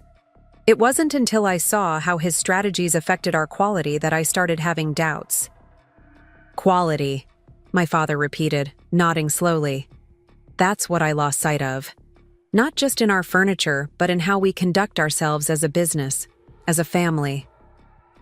The conversation was interrupted by a call from Henry, still at the bank. His expression over video was grave. "We have a problem," he said without preamble. "I've been reviewing the complete loan documentation with the bank's fraud team. The $2-3 million loan Eric secured, approximately $1.6 million is missing." Stunned silence fell over the room. "Missing how?" I finally asked. "The funds were dispersed to Mitchell's account, then almost immediately transferred to a series of shell companies before disappearing offshore. The transactions were authorized with your father's electronic signature, but, given what we now know about the forgeries, he stole the money outright," my father said, his voice hollow. "Not just mismanagement or poor investments. Theft." "Yes," Henry confirmed grimly, "and it gets worse. The loan is still valid, regardless of the forgery. First Western is willing to work with us on restructuring the debt, but ultimately, Mitchell's is still responsible for repayment." The implication was clear. Even with the operational accounts unfrozen, we still faced a $2.3 million debt with nothing to show for it. A debt that would hang over Mitchell's like a guillotine blade, threatening everything we were working to rebuild. After the call ended, I stepped out for air, needing space to think. The showroom was quiet, morning sunlight filtering through the windows to illuminate our signature pieces. Each represented countless hours of skilled craftsmanship, generations of knowledge passed from master to apprentice. All of it now at risk because of one man's greed. The bell above the door chimed, and I turned, expecting a customer. Instead, a woman in her early 30s entered, her designer handbag clutched tightly against her chest. Natalie Wilson, Eric's wife. "Megan," she said, her voice barely above a whisper. "Can we talk? Privately?" I led her to the small consultation room where we typically discussed custom orders with clients. Natalie sat rigidly on the edge of a chair, her normally perfect appearance showing signs of strain, smudged makeup, hair hastily pulled back, yesterday's clothes. "Eric's gone," she said without preamble. "He emptied our joint accounts before the police could freeze them, took his passport. Detective Chen mentioned he wasn't at your house when they executed the search warrant." She laughed bitterly. "No, he was long gone by then. Left me to face the police alone, to explain things I knew nothing about." Her composure cracked. Slightly. Or at least, things I told myself I knew nothing about. The admission caught me off guard. "You suspected?" "There were signs," she acknowledged, twisting her wedding ring nervously. "Large cash withdrawals, secret phone calls, files he wouldn't let me see. I told myself it was just business stress, that all entrepreneurs operate in gray areas sometimes. Why are you here, Natalie?" She reached into her handbag and withdrew a small external hard drive. "He kept this in our home safe. The combination is our wedding anniversary, if that isn't ironic enough." She placed it on the table between us. I don't know exactly what's on it, but he was obsessive about backing up his work files. I stared at the drive, hardly daring to hope. Why give this to me? He's your husband. He was my husband, she corrected sharply. The man who cleaned out our accounts and left me to deal with the fallout is not the person I married, or at least, not the person I thought I married. The parallel to my situation with Daniel wasn't lost on me. Both of us had trusted men who betrayed that trust, albeit in very different ways and to different degrees. There's something else, Natalie continued. Something I overheard the night before your family dinner. Eric was on the phone with someone named Jason, discussing contingency plans if the acquisition fell through. Jason Keller from Lux. What kind of contingency plans? I only caught fragments. Something about a backup investor. Someone who would step in if Lux backed out. Someone who specifically wanted Mitchell's workshop facility and customer list, not the brand itself. A cold feeling settled in my stomach. If Eric had lined up a backup buyer interested only in our physical assets and client relationships, it suggested an even darker scenario than we'd imagined. Not just selling Mitchell's to a company that would diminish its quality, but dismantling it entirely, stripping it for parts. Did you catch a name? Any details about this backup investor? Natalie shook her head. Just that they were local and already invested in similar acquisitions. I thanked her for coming forward, assuring her we wouldn't mention her role in providing the drive to the police. As she stood to leave, she paused. For what it's worth, I'm sorry. About all of it. I benefited from Eric's schemes without asking. Questions I should have asked. That makes me complicit, even if I didn't know the specifics. After she left, I immediately took the hard drive to our IT consultant, who had arrived to strengthen our security systems. He connected it to a secure computer, isolated from our network to prevent any potential malware. Jackpot, he said, as files began populating the screen. This looks like a complete backup of his business activities over the past 3 years. Emails, financial records, contracts, everything. I called Vanessa and Detective Chen, who rushed over to examine the evidence. While they worked, I returned to the conference room where the crisis team was still developing our financial recovery plan. We need $6 million to replace what Eric stole, my father was saying. Without it, the loan payments will cripple our operating budget within months. Various options were being discussed: selling non-essential assets, approaching investors, taking out a second loan to consolidate the debt. None seemed viable without compromising Mitchell's independence or quality standards. What about insurance? Daniel suggested. Does our policy cover employee theft or fraud? Henry shook his head. The policy has exclusions for officers of the company, which Eric technically was after the ownership transfer. I've already spoken with the insurer. The atmosphere in the room grew increasingly desperate as option after option was dismissed as unfeasible. We had survived the immediate crisis only to face a potentially fatal long-term threat.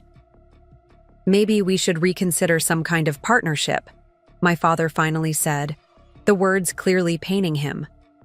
Not with Lux, but with a more aligned company. Someone who respects what Mitchell stands for. No, I said firmly, entering the room fully. We're not giving up any part of Mitchell's, not after everything we've done to save it. All eyes turned to me. Do you have another solution? My mother asked gently. Maybe. I took a deep breath. Natalie Wilson just brought us an external drive containing all of Eric's business files. Our IT consultant is going through it. Now with Detective Chen and Vanessa. If it contains what we hope, it might give us leverage we didn't have before. Hope flickered across tired faces around the table. Before anyone could respond, Vanessa burst into the room, tablet in hand. You're going to want to see this, she said, connecting the device to our conference room display. We found correspondence between Eric and someone named Victor Hargrove about acquiring Mitchell's assets if the Lux deal fell through. The name dropped like a stone in still water. Victor Hargrove was a notorious property developer known for buying historic buildings, evicting tenants, and converting spaces to luxury condominiums or high-end retail. He'd been systematically redeveloping the warehouse district where our workshop was located.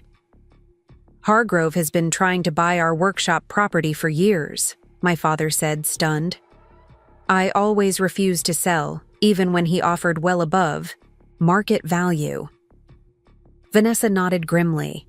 According to these emails, Eric promised to deliver the property regardless of what happened with Lux. If the sale went through, he'd convince them to liquidate the workshop. If not, he had a backup strategy to force Mitchell's into bankruptcy, allowing Hargrove to acquire the assets at auction. The betrayal cut even deeper than we'd realized. Eric hadn't just been trying to profit from Mitchell's, he'd been actively working to destroy it if his primary plan failed.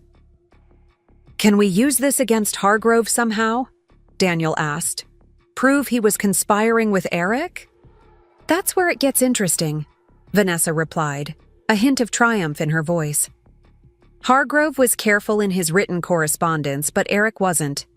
He kept recordings of their phone conversations. She played a clip, and Hargrove's distinctive voice filled the room. I don't care how you deliver the property, Wilson. Bankruptcy, foreclosure, family dispute, it's all the same to me. Just make sure that workshop ends up available, and I'll make it worth your while. $2 million on top of whatever Lux pays you. Off the books, naturally. The recording continued, detailing how Hargrove had similarly acquired 3 other properties in the district through manufactured financial crises at family-owned businesses. This is extortion? My father said, stunned. Conspiracy. At minimum, Vanessa agreed. And extremely damaging for someone of Hargrove's public profile if it became known. The implication hung in the air. We now held leverage that extended beyond Eric to one of the most powerful developers in Portland. Are you suggesting we blackmail Hargrove? My mother asked, clearly uncomfortable with the idea. Not blackmail, Vanessa clarified, but a properly structured settlement agreement with confidentiality provisions in exchange for him covering the losses Eric created? That's entirely legal. It was a morally complex solution, but potentially our only viable option for addressing the financial hole Eric had left us in. I don't like it, my father admitted. Using threats, even justified ones, goes against everything Mitchell stands for. Then don't think of it as a threat, I suggested. Think of it as accountability. Hargrove conspired with Eric to destroy a legitimate business for his own profit. He should make restitution for that, whether it's public or private. Daniel had been quietly contemplating the situation. What if we approach Hargrove not just about covering the stolen funds, but about a legitimate partnership? The recordings give us leverage, but also an opening for negotiation. Partnership? My father echoed skeptically. With someone who tried to destroy us? Not the kind of partnership Eric was arranging, Daniel clarified. Something that actually benefits Mitchell's. Hargrove owns multiple properties in the warehouse district. What if, instead of taking over our workshop, he helped us expand into a larger facility, one that could accommodate both increased production and a dedicated training center for new craftspeople? The idea was unexpected but intriguing. Mitchell's had outgrown our current workshop years ago, but relocation costs had always been prohibitive. A woodworking academy, Carlos mused, warming to the concept. We've talked about formalizing our apprenticeship program for years. Hargrove gets the positive publicity of supporting traditional craftsmanship and vocational training, Daniel continued. We get a solution to our space constraints and a way to ensure Mitchell's techniques are preserved for future generations. And the stolen money? Henry asked practically. That becomes Hargrove's investment in the new venture, Vanessa suggested. Properly documented, above board, and tax deductible for him as a business expense. It was an elegant solution. that transformed a crisis into an opportunity, not just recovering what Eric had stolen, but potentially launching Mitchell's into a new chapter that honored its traditions while expanding its impact. It could work, my father acknowledged, caution still evident in his tone. But Hargrove is notoriously aggressive in business dealings. Why would he agree when he could fight us in court? Because litigation is public, Vanessa pointed out. These recordings would damage his reputation with historic preservation boards, neighborhood associations, and city officials, all relationships he needs for his development projects. And because the alternative we're offering is actually attractive, I added. He still gets the property he wants, just not in the way he planned. And he gets to rebrand himself as a champion of traditional craftsmanship rather than another developer destroying local businesses. Energy and hope began replacing the despair that had permeated the room minutes earlier. My father stood, decision made. Set up the meeting with Hargrove, he instructed Vanessa. But make it clear we're coming with both carrot and stick. I want him to understand that while we prefer a mutually beneficial arrangement, we're prepared to pursue all legal options, if necessary. As the room buzzed with renewed purpose, Daniel caught my eye across the table. In his expression, I saw not just relief at the potential solution, but pride. In me, in Mitchell's resilience, in our collective refusal to surrender what mattered most. For the first time since discovering Eric's betrayal, I allowed myself to believe that Mitchell's would not just survive this crisis, but emerge stronger for having weathered it. The path forward wouldn't be easy, but it would be ours, built on the same principles of quality, integrity, and craftsmanship that had defined us from the beginning. The afternoon passed in a flurry of activity as we prepared for the meeting with Hargrove. Vanessa worked with Detective Chen to determine which evidence could legally be leveraged in negotiations without compromising the criminal case against Eric. Henry developed financial projections for the proposed woodworking academy. Carlos and the workshop team created preliminary designs for an expanded production facility. Throughout it all, I observed Daniel working tirelessly, offering insights without dominating, supporting without overstepping. It was a delicate balance, being present without presuming forgiveness, contributing without seeking credit. His actions spoke louder than any words of apology could have. As evening approached, most of the team departed, leaving just my parents. Daniel and me in the conference room reviewing our strategy for the Hargrove meeting scheduled for the following morning. "I think we're as prepared as we can be," my father finally said, gathering his notes. "Let's get some rest. Tomorrow will be challenging enough without exhaustion complicating matters." My mother kissed my cheek as they prepared to leave. "Will you be okay?" she asked quietly, glancing at Daniel. "I'll be fine," I assured her. "I'm going to stay a bit longer to review the financial projections once more." After my parents left, Daniel lingered uncertainly. "Do you want me to stay and help with the projections?" he offered. I considered the question, weighing my need for space against the practical reality that Daniel's financial acumen would be valuable for this task. Actually, yes, I decided. And afterwards, maybe we could get dinner. Talk about things other than the business crisis? Surprise and hope flickered across his face. I'd like that. We worked side by side for another hour, fine-tuning the numbers for tomorrow's presentation. The familiar rhythm of collaboration reminded me of better times, of the partnership we'd built over years before Eric's interference. "Remember when we used to do this in college?" Daniel asked, noticing my small smile. "Late nights in the business school computer lab, running projections for hypothetical companies?" "Except this isn't hypothetical," I replied. "And the stakes are considerably higher than our final grades." "True." He set down his pen. "But the principle is the same. Identify the problem, analyze the options, create a solution that works for all stakeholders." When did you get so wise about business solutions but miss something as obvious as your brother's manipulation? The question emerged more sharply than I'd intended. Daniel didn't flinch from it. Because business problems are external. They don't involve emotion or family ties or the complicated psychology of someone I've known my entire life. He paused. I've always been better at analyzing spreadsheets than people. It's why we make a good team. You see what I miss? The honesty of the assessment struck me. Daniel wasn't making excuses, just acknowledging a truth about himself that had made him vulnerable to Eric's manipulation. I should have trusted your instincts, he continued quietly. When you first expressed concerns about Eric's strategies, about the quality issues, I dismissed them as resistance to change rather than recognizing the warning signs you were picking up on. I closed my laptop, deciding the projections were as ready as they would ever be. Let's get that dinner. I'm starving. And this conversation deserves better than stale office coffee.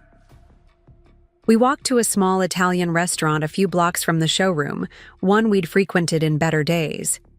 The familiar setting provided neutral ground, neither the charged atmosphere of the office nor the intimate space of our home. Over pasta and a bottle of Chianti, we cautiously navigated the new landscape of our relationship. We spoke of practical matters first. Daniel's temporary living arrangement at his brother's, coordinating schedules for the coming days, logistics of the Hargrove negotiation. Gradually, the conversation shifted to deeper waters. I keep thinking about trust, I said, tracing the rim of my wine glass. Not just between us, but throughout the company.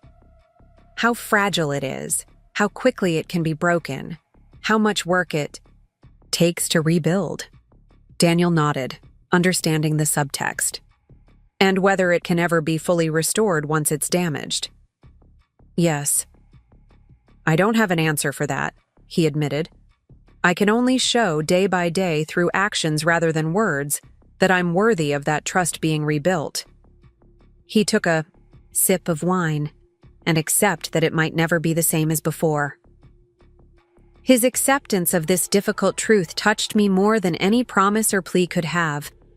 This was the man I had married, thoughtful, honest, willing to face difficult realities without flinching. I miss you, I said simply. Even while I'm still angry, even while I'm processing everything that's happened, I miss you. He reached across the table, not quite touching my hand but leaving his own within reach. I miss you too. More than I can say. I closed the distance, interlacing my fingers with his. It wasn't forgiveness. Not completely. But it was a beginning. A small bridge across the chasm Eric had created between us. One day at a time, I said, echoing my mother's earlier wisdom. One day at a time, he agreed. Outside the restaurant, the city lights reflected in puddles from an earlier rain shower. Daniel hailed a cab for me, maintaining the boundaries we'd established despite our tentative reconnection. Get some rest, he said as the taxi pulled up. Tomorrow we face Hargrove. I nodded, suddenly exhausted now that the day's adrenaline was fading. What about you? Heading to Michael's? Actually, I'm going back to the office for a while. There's something in the files from Eric's drive that's been bothering me, a discrepancy in the timeline that might be important for tomorrow's meeting. Even now, he was thinking ahead, preparing, trying to protect Mitchell's from any unexpected complications. Despite everything, his commitment to the company, to my family's legacy, remained unshaken. Don't stay too late, I cautioned. We need you sharp tomorrow. He smiled slightly at the implication that he was still essential, still part of the team fighting for Mitchell's future. I won't, just a couple of hours. As the cab pulled away, I watched him walk back toward the showroom, shoulders straight with renewed purpose. Whatever happened with Hargrove tomorrow, whatever the ultimate outcome of Eric's betrayal, I knew one thing with growing certainty. The foundation that truly mattered, the one built on values stronger than Eric's deceptions, remained intact. Mitchell's would survive, and perhaps day by day so would we. Morning light filtered through the showroom windows as I arranged the presentation materials for our meeting with Victor Hargrove. The glass conference table reflected the polished wood samples we'd selected: cherry, walnut, maple, tangible representations of Mitchell's legacy and craftsmanship. Each piece told a story of sustainability, of trees harvested at their prime, of wood dried and prepared with patience rather than expedience. Vanessa arrived first, impeccable in a charcoal suit that projected both competence and authority. She reviewed our negotiation strategy one final time. "Remember, we lead with the partnership proposal," she advised. "The recordings are our leverage, but not our opening move. Let Hargrove see the opportunity before he feels the pressure." My father nodded, adjusting his tie nervously. In 40 years of running Mitchell's, he'd faced countless business challenges, but none quite like this. Negotiating with someone who'd conspired to destroy everything he'd built. "What if he walks?" he asked. "What if he calls our bluff?" "Then we release the recordings to the district attorney," Vanessa replied simply. "And to the press. It wouldn't recover the money Eric stole, but it would ensure Hargrove faces consequences alongside him." My mother placed a steadying hand on my father's shoulder. "Robert, we've built this business on integrity. Whatever happens today, that doesn't change." Daniel arrived moments later, carrying a file folder and looking oddly energized despite having worked late into the night. "I found something," he said, setting the folder on the table. "Something big." Before he could elaborate, the showroom door chimed. Our receptionist appeared in the conference room doorway. "Mr. Hargrove has arrived. He's brought his attorney." I exchanged glances with Vanessa, who nodded slightly. We'd anticipated this. "Show them in," my father instructed, squaring his shoulders. Victor Hargrove entered like a man accustomed to commanding rooms. Tall, silver-haired, impeccably dressed. In a suit that probably cost more than our monthly lease, he surveyed the conference room with calculating eyes. His attorney followed, a sharp-faced woman whose expression revealed nothing. "Mitchell," Hargrove acknowledged my father with a curt nod. "Interesting invitation. Your lawyer was rather vague about the purpose of this meeting." "Please sit," my father gestured to the chairs arranged across from us. "We have a business proposition that might interest you." Hargrove settled into a chair, his attorney beside him. "I'm listening." My father began our prepared presentation, outlining the concept for an expanded Mitchell's facility that would include both increased production capacity and the woodworking academy. He spoke of preserving traditional craftsmanship while creating jobs and training opportunities for a new generation of artisans. Throughout the presentation, Hargrove remained impassive, offering neither encouragement nor dismissal. His attorney took occasional notes, but otherwise maintained the same inscrutable expression. "So you're proposing a partnership," Hargrove said when my father concluded. "You want me to provide a new facility and investment capital for this expansion. What exactly do I get in return?" "Community goodwill," my mother suggested. "Association with a respected brand that's been part of Portland for generations." Hargrove's laugh was short and dismissive. "I'm a developer, Mrs. Mitchell. Not a charity. Goodwill doesn't appear on balance sheets." "Tax incentives do," Daniel interjected smoothly. "The Woodworking Academy would qualify as a vocational training program, eligible for significant tax benefits. Additionally, the property we're proposing for the new facility falls within an opportunity zone, providing further tax advantages for investment." This caught Hargrove's attention. His eyes narrowed slightly as he reassessed Daniel. "And Mitchell's brings what to this partnership exactly? A name? Some outdated woodworking techniques?" "A proven business model," I countered, refusing to be baited by his dismissive tone. "Established customer relationships with some of the most affluent households in the Pacific Northwest." A reputation for quality that can't be bought, only earned over decades. Hargrove leaned back, fingers steepled. Interesting, but insufficient. The numbers don't justify the investment you're proposing. It was time for our next card. Vanessa opened her laptop, turning the screen toward Hargrove. Actually, we've prepared a detailed financial projection. As you can see, the return on investment over 5 years is quite compelling, particularly when factoring in the tax benefits Mr. Foster mentioned. Hargrove's attorney leaned in to examine the figures, whispering something in his ear. His expression remained unchanged, but something in his posture shifted subtly. These projections assume continued growth in demand for handcrafted furniture, he observed. A risky assumption in today's market. Not as risky as you might think, Daniel replied, opening the folder he'd brought. These are the results of a market analysis conducted by Westridge Consulting last year. Eric commissioned it when proposing expansion to First Western Bank, but buried the findings when they didn't support his narrative. He slid the report across the table. Demand for authentic, sustainably produced furniture has increased 27% in our target demographic over the past 3 years.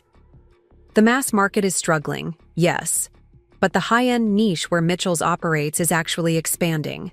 Hargrove's attorney picked up the report, scanning it quickly before passing it to her client. A flicker of genuine interest crossed his face before he masked it. Compelling, he conceded, but still not enough to justify the capital outlay. You're requesting. You need to sweeten the pot, Mitchell. My father glanced at Vanessa, who gave an almost imperceptible nod. It was time for our leverage. We're also prepared to offer something else of value, my father said carefully. Discretion. The temperature in the room seemed to drop several degrees. Hargrove's eyes narrowed to slits. Meaning?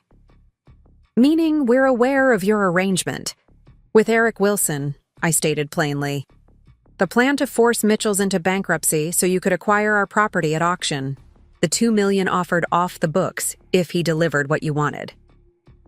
Hargrove's face remained impressively composed, but a muscle twitched in his jaw. His attorney placed a cautioning hand on his arm. These are serious allegations. Do you have any evidence to support them? Vanessa tapped her laptop, and Eric's voice filled the room. So we're agreed then? If Lux backs out, I tank Mitchell's financials. You step in when the bank forecloses. Hargrove's distinctive reply followed. Just make sure that workshop ends up available and I'll make it worth your while. $2 million on top of whatever Lux pays you, off the books naturally. I watched Hargrove's face as his own voice incriminated him. The composed mask slipped for just a moment, revealing cold fury beneath. Turn that off, he ordered. When the recording continued, he slammed his palm on the table. I said turn it off, Vanessa complied, closing her laptop with deliberate calm. There's approximately 40 minutes of similar recordings, Mr. Hargrove. Eric Wilson was thorough in documenting your discussions. Where did you get those? Hargrove demanded. Wilson assured me our conversations were confidential. Eric's wife found his backup drive, I explained. She was understandably upset after he emptied their accounts and abandoned her. Hargrove turned to his attorney, who was already scribbling notes. This is entrapment, illegal recording, inadmissible in any court. Oregon is a one-party consent state for recordings, Vanessa corrected smoothly. As long as Eric consented to the recording, which he clearly did since he made them, they're perfectly legal and admissible. You're blackmailing me, Hargrove said flatly. No, my father replied. We're offering you a choice, a legitimate business partnership that benefits everyone involved, or public exposure of your attempt to destroy a family business for personal gain. The investment we're requesting happens to match the amount Eric Wilson stole from Mitchell's, money that disappeared right after meetings with you. The implication hung in the air, unspoken but clear. We believe you already have the money. That was stolen from us. Hargrove's attorney whispered urgently in his ear. His expression darkened. then gradually shifted to one of calculation. "Let's assume, hypothetically, that I'm interested in your proposal," he finally said. "What exactly would this partnership entail? Specifically, how much control would I have over operations and decision-making?" "None," my father stated firmly. "You would be a financial partner and property developer only. All business operations, quality standards, and brand decisions would remain exclusively under Mitchell's control." "Unacceptable," Hargrove dismissed. "I don't make investments without oversight." "Then perhaps we're wasting our time," my mother suggested, gathering her papers as if preparing to leave. It was a calculated risk. Everything in Hargrove's history suggested he wouldn't easily concede control, but the recordings gave us leverage few of his business opponents had ever possessed. "A board seat," he countered. "Non-executive, but with visibility into financial performance and major business decisions." My parents looked to me. Though they still owned the majority of Mitchell's, they were deferring to my judgment in this critical moment. "A non-voting observer position on the board," I offered instead. "Quarterly financial reviews, advance notice of major initiatives, but no direct input on operations, personnel, or quality standards." Hargrove's eyes narrowed as he assessed my counteroffer. "And Mitchell's relocates to my Riverside property? The full workshop, showroom, everything?" "Yes," I confirmed, "provided the facility meets our specifications for proper wood storage, ventilation, natural lighting, and production flow." A tense silence fell as Hargrove considered. His attorney leaned in, murmuring something that made him frown, then nod reluctantly.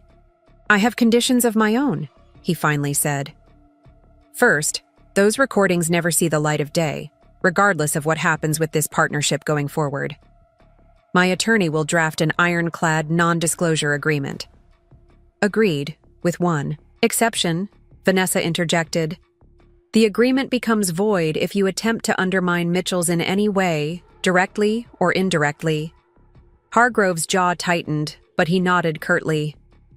"Second, I want right of first refusal if Mitchell's ever decides to sell or seeks additional investment. Only for the duration of our initial agreement, 5 years, my father stipulated. After that, Mitchell's retains full freedom to determine its own future. Third, Hargrove continued, my investment is structured as a loan convertible to equity, with appropriate security against Mitchell's assets. This was a sticking point.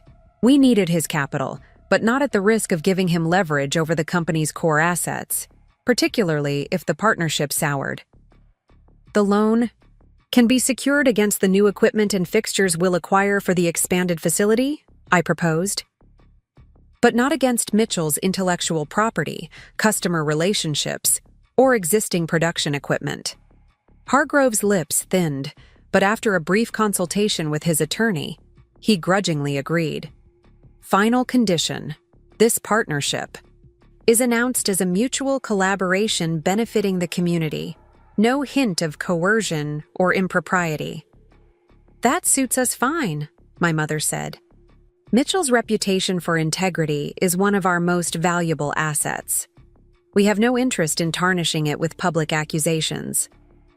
For the first time, Hargrove seemed to truly see her, not just as an accessory to my father, but as a formidable presence in her own right. He inclined his head slightly, a gesture that might almost have been respect. Then I believe we have the outline of an agreement, he acknowledged. Our attorneys can work out the details. As Vanessa and Hargrove's lawyer began discussing implementation timelines and documentation requirements, I caught Daniel's eye across the table. His slight smile conveyed both relief and cautious triumph. We'd secured Mitchell's financial future without sacrificing its soul. An hour later, after Hargrove and his attorney had departed with a preliminary agreement in place, we gathered in the showroom, still processing the outcome of the negotiation. Did that really just happen? My father asked, loosening his tie. Did we just turn Victor Hargrove, the same man who's demolished half the historic buildings in the warehouse district, into a partner in preserving traditional craftsmanship? With proper legal safeguards, Vanessa reminded him, and only after he realized the alternative was public exposure and potential criminal charges. Still, it's rather poetic, my mother observed. The developer known for destroying Portland's heritage now invested in preserving it. Daniel remained quiet, his expression thoughtful. When the others moved toward the conference room to begin planning our next steps, I hung back, touching his arm lightly. "That market analysis you found," I said. "It changed the entire dynamic of the meeting. Hargrove respects hard data, even when he doesn't like what it shows." "It was just good luck I stumbled across it," Daniel replied modestly. "Eric buried it in a subfolder labeled Deprecated Research, probably hoping no one would ever find it." "Not luck," I corrected. "Thoroughness. You stayed late going through every file, looking for anything that might help Mitchell's. That matters, Daniel." He met my eyes, understanding the weight behind my words. It wasn't just about the market analysis, but about his commitment to making amends, to protecting what I loved even at personal cost. "Megan! Daniel!" my father called from the conference room. "Henry's on the phone with First Western. They're ready to discuss restructuring the loan now that we have Hargrove's investment commitment." The moment of private connection broke as we rejoined the others, but something had shifted between us, a small but significant step toward rebuilding what Eric had damaged. The remainder of the day passed in a whirlwind of activity. Henry negotiated favorable terms with the bank based on our new partnership with Hargrove. Vanessa coordinated with Detective Chen to ensure our agreement didn't compromise the criminal case against Eric. Carlos and his team began drafting specifications for the new workshop facility. By evening, exhaustion had set in, but it was tempered by a sense of achievement that had been missing for days. When my father suggested we all go to dinner to celebrate, it felt both earned and necessary, a moment to acknowledge how far we'd come from the brink of disaster. At Riverview, a restaurant overlooking the Willamette River, we claimed a private dining room. The sun was setting, casting golden light across the water visible through floor-to-ceiling windows. For the first time since Eric's betrayal had been exposed, the conversation didn't revolve exclusively around crisis management. We spoke of the future, the expanded workshop, the training academy, new designs Carlos was eager to develop with additional space and equipment. Daniel sat beside me, close but not presumptuous. When my father raised a toast to Mitchell's next chapter, our glasses clinked, and Daniel's hand briefly covered mine on the table. I didn't pull away. As dessert was served, my father cleared, his throat, his expression suddenly serious. "There's something else we need to discuss, something I've been considering since this whole ordeal began." The table quieted, all eyes turning to him. "I'm stepping down as CEO of Mitchell's," he announced, effective immediately. Shocked silence followed his declaration.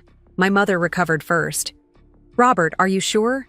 This isn't the time for hasty decisions." "It's not hasty," he assured her. "It's overdue. My blindness to Eric's manipulation nearly cost us everything. The company needs leadership that isn't compromised by pride or outdated thinking." "Dad, no one blames you," I began. He held up a hand, stopping me. "This isn't about blame, Megan. It's about recognizing reality. I built Mitchell's from nothing, and I'm proud of that. But somewhere along the way, I became so focused on creating a legacy that I lost sight of what that legacy was supposed to represent." He looked around the table, his gaze settling on me. "You were right all along. About Eric. About the importance of maintaining our quality standards. About everything. You saw what I didn't want to see because I was too wrapped up in the idea of expansion and succession." The weight of his words settled over the table. My father had never been one for public introspection or admission of error. This level of vulnerability was unprecedented. "What are you proposing exactly?" Henry asked practically. That Megan takes over as CEO, my father replied, with me transitioning to chairman of the board, focusing on mentoring and strategic vision rather than day-to-day operations. All eyes turned to me, expectation and uncertainty mingling in their expressions. The offer was simultaneously everything I'd worked toward and completely unexpected in its timing. I need to think about it, I managed, overwhelmed by the sudden shift. This is a huge decision. My father nodded, understanding in his eyes. Of course, take all the time you need. But know that this isn't just about making amends or responding to crisis. It's about recognizing who has truly been carrying Mitchell's spirit forward all along. The conversation gradually resumed around me, but I remained distracted, processing the implications of my father's offer. Daniel leaned close, his voice for my ears alone. For what it's worth, he's right, he said quietly. No one understands the heart of Mitchell's better than you do. No one fights harder for what it stands for. His validation shouldn't have mattered as much as it did, but after years of feeling overlooked in favor of Eric, having Daniel, who had once been part of that dynamic, acknowledge my rightful place felt deeply significant. As the evening wound down, my parents departed first, followed by Henry and Vanessa. Daniel lingered, offering to share a rideshare back to our neighborhood. I'm still staying at Michael's, he clarified quickly, but it's on the way to your place. The car ride was quiet, both of us lost in thought after the eventful day. When we reached my house, our house technically, though it hadn't felt like ours since Eric's betrayal, Daniel didn't presume to come inside. Thank you, I said as the car idled at the curb, for everything you did today, the market analysis, supporting my position with Hargrove, just being there. It's the least I could do, he replied. Literally the very least, given my role in all this.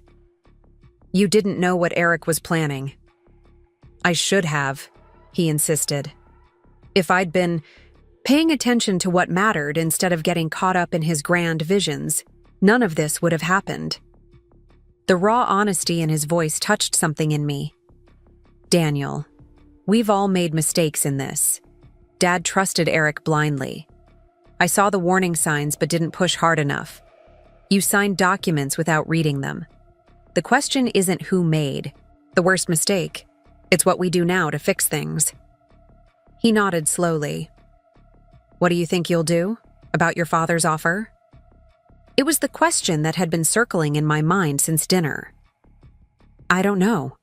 Part of me has wanted this opportunity for years. But another part feels like it's happening for the wrong reasons, out of guilt and crisis rather than genuine recognition of my capabilities. Does the reason matter if the outcome is right? He asked. Your father may have come to this realization because of the crisis, but that doesn't make the realization itself any less valid. His perspective cut through my tangled thoughts with characteristic clarity. This was what I'd always valued in our partnership, Daniel's ability to simplify complex emotional situations without dismissing their importance. I should go in, I said, reaching for the door handle. Megan, Daniel said quickly, whatever you decide about the CEO position, I want you to know I'm behind you. Whether that means working alongside you at Mitchell's or stepping back if my presence makes things harder for you. The offer of potential sacrifice, of putting my needs above his connection to the family business, wasn't lost on me. It represented exactly the kind of thoughtfulness that had been missing in his blind trust of Eric. Let's not make any more big decisions tonight, I suggested. One seismic shift per day seems like enough. His smile was small but genuine. Fair enough. Inside the empty house, I moved through familiar rooms that somehow felt changed. The living room where we'd hosted Eric and Natalie for dinner countless times. The kitchen where Daniel and I had cooked together, often discussing Mitchell's challenges over chopping vegetables and stirring sauces. The home office where, apparently, Daniel had signed documents that nearly destroyed everything my family had built. Yet despite these painful associations, the house still felt fundamentally mine, ours, in a way Mitchell's sometimes hadn't during Eric's ascendancy. Here, at least, his influence hadn't permeated every corner. My phone rang, startling me from these reflections. The screen showed an unknown international number. Curious, I answered. Hello? Megan Foster? A woman's voice, vaguely familiar but distorted by a poor connection. Yes, who's this? It's Natalie Wilson. The connection crackled. Eric's wife. Ex-wife soon, I suppose. I sat down, suddenly alert. Natalie, where are you? The police have been looking for you. After providing the hard drive, Natalie had apparently disappeared as well, though under less suspicious circumstances than Eric. Switzerland. Her laugh was brittle. Ironic, isn't it? I'm in the country where Eric probably has money hidden, but I'm the one who had to borrow cash for a plane ticket. Are you all right? As all right as anyone can be after discovering their entire marriage was built on lies. The bitterness in her voice was palpable even through the poor connection. But that's not why I called.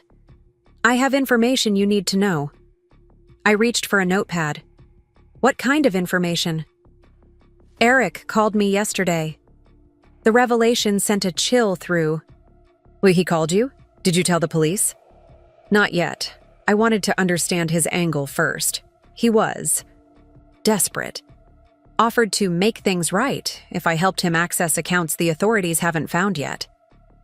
And did you agree? Another bitter laugh. What do you think? The man cleaned out our joint accounts and left me to face the police. Alone. But I played along long enough to get something useful. Which is? He's coming back to Portland tomorrow night.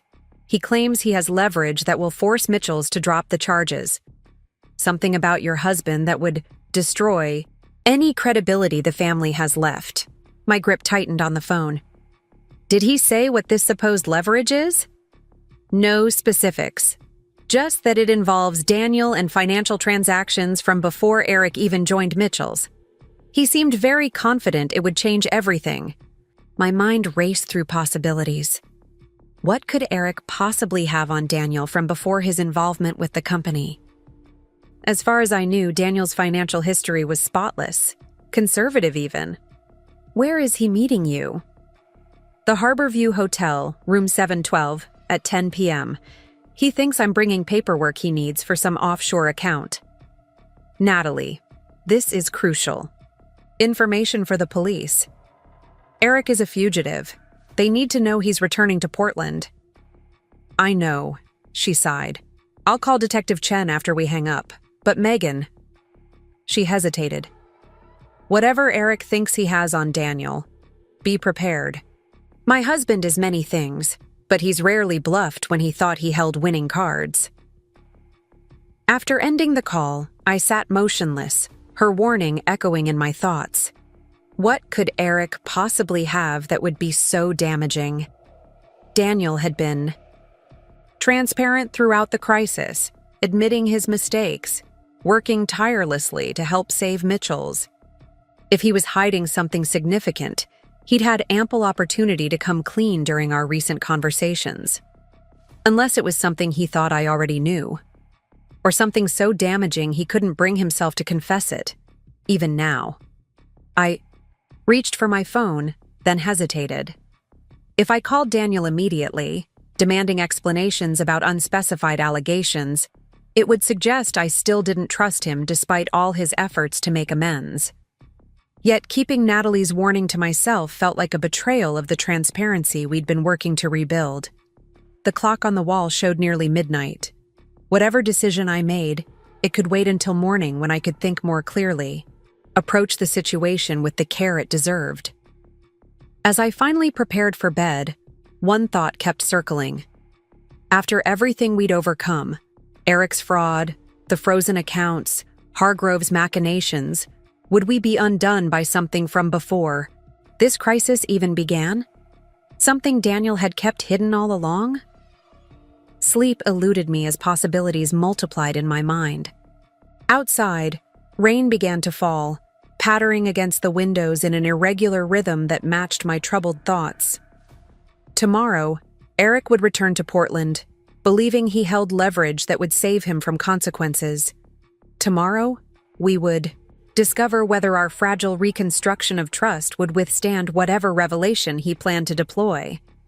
And tomorrow, I would need to decide whether to accept my father's offer, to take formal leadership of a company still healing from betrayal, still finding its path forward after nearly being destroyed from within. The rain continued, washing the city clean in preparation for whatever the new day would bring. Despite the uncertainty ahead, I found myself increasingly resolute.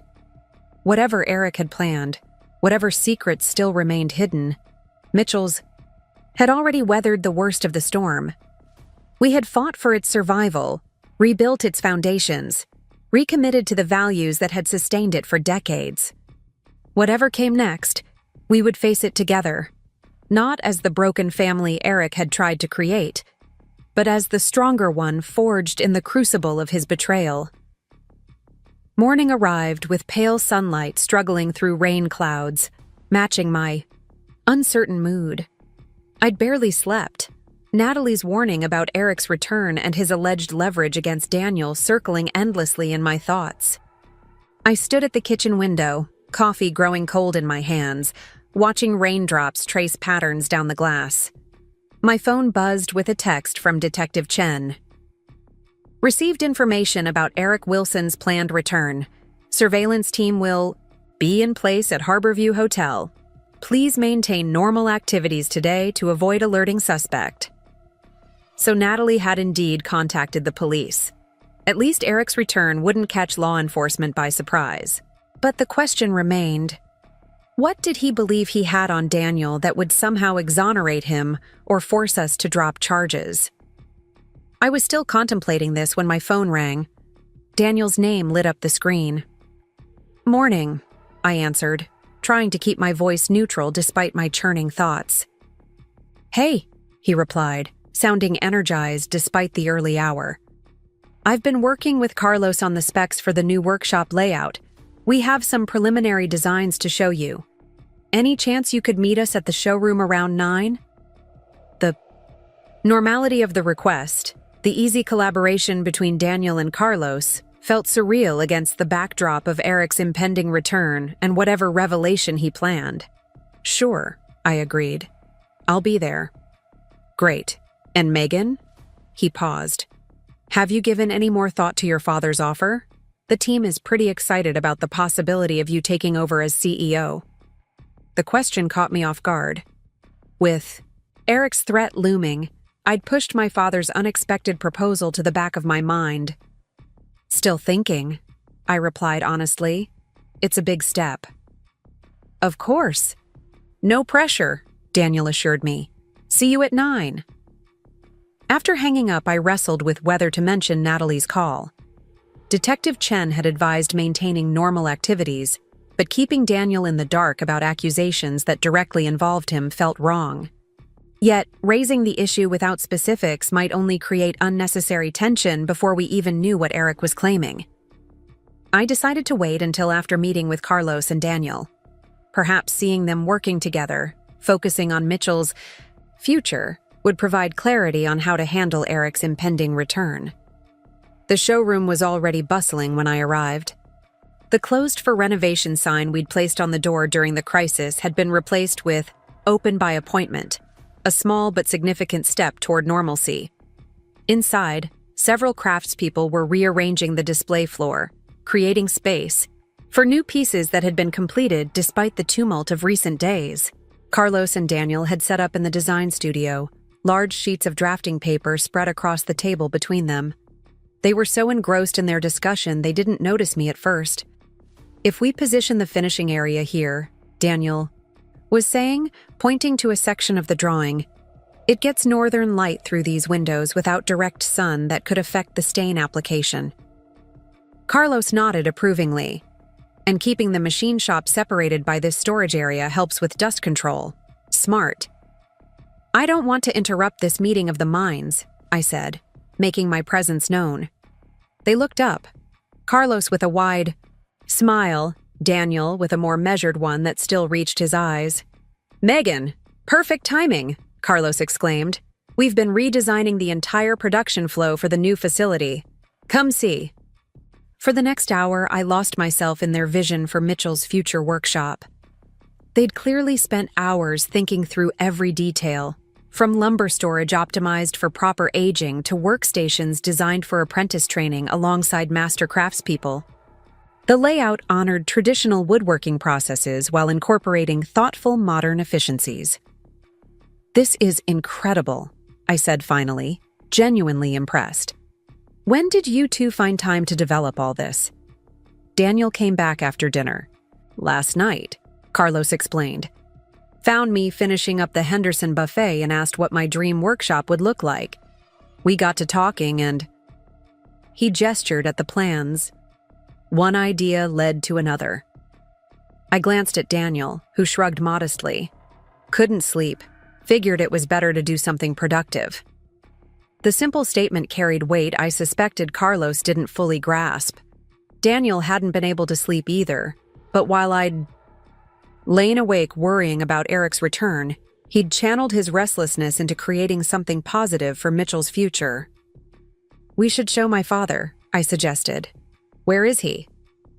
"Meeting with Vanessa and Hargrove's attorney downtown," Daniel replied. "Finalizing the partnership agreement. Your mother went with them." "Then it's just us today," I realized. With my parents away and everyone else focused on their specific tasks, this might be my best opportunity to tell Daniel about Eric's return privately. Carlos rolled up the plans. "I should get back to the workshop. We're finishing the Palmer. Commission today, and that burl veneer needs my personal attention." After he left, Daniel and I found ourselves alone in the design studio. Through the glass walls, we could see the showroom floor where life was returning to normal. One small step at a time. "Daniel," I began, deciding directness was best. "I need to tell you something.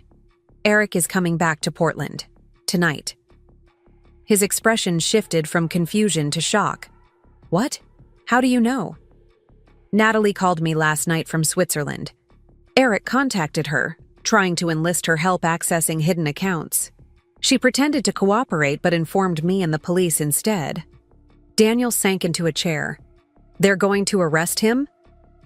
"That's the plan. He's meeting Natalie at the Harborview Hotel tonight."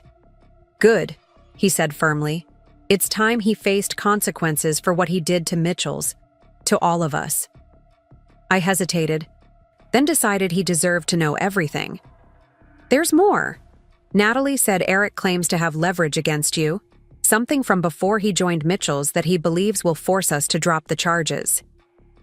The color drained from Daniel's face. For a heart-stopping moment, his reaction seemed to confirm my worst fears, that there was indeed something significant he'd been hiding. "Daniel?" I prompted when he remained silent. "Is there something I should know?" He stood abruptly, pacing the small room. "I need to show you something. Not here." "What are you talking about?" "Please, Megan. This isn't a conversation for the office.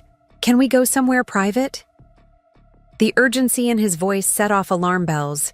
Whatever Eric had on Daniel, it was real, and significant enough to visibly shake my normally composed husband. "My parents' house," I suggested. "They won't be back until later this afternoon." 20 minutes later, we sat at my parents' kitchen table, the space where countless family dinners had unfolded, including the fateful one where Eric had first revealed his plans for Mitchell's. Daniel had barely spoken during the drive, his knuckles white on the steering wheel. "Whatever this is, just tell me," I said, when the silence became unbearable. "Whatever Eric thinks he has on you, we'll face it together." Daniel took a deep breath. 8 years ago, before Eric joined Mitchell's, I made a terrible mistake. A decision that could have destroyed everything if it had come to light. My stomach tightened. What kind of decision? Mitchell's was struggling during the recession. Orders had fallen almost 40%, and the bank was threatening to call in our line of credit. Your father was doing everything possible to avoid layoffs, including deferring his own salary. I remembered that difficult period vividly. I'd been handling operations, watching craftspeople I cared about worry about their futures while trying to maintain morale and quality under increasingly stressful conditions. I was reviewing the company financials, Daniel continued, trying to find any way to extend our runway until orders picked up again. That's when I discovered the Ashworth Trust. The name meant nothing to me. What trust? A small investment account your grandfather established in the 1970s, intended to provide emergency funding for the business during economic downturns. It had been nearly forgotten over the decades, mentioned only in some old corporate documents. Your father asked me to organize. And you used this money to help Mitchell survive the recession? I guessed, still not understanding why this would constitute leverage for Eric. Daniel's expression tightened. Not exactly. The trust had specific conditions for its use: formal board approval, notification of all family shareholders, and mandatory repayment within 5 years. Accessing it properly would have taken time we didn't have, so He swallowed hard. I created a loan document that made it appear the funds were coming from my personal savings. You falsified documents? The irony wasn't lost on me. The very offense for which we were pursuing charges against Eric. Yes, he admitted quietly.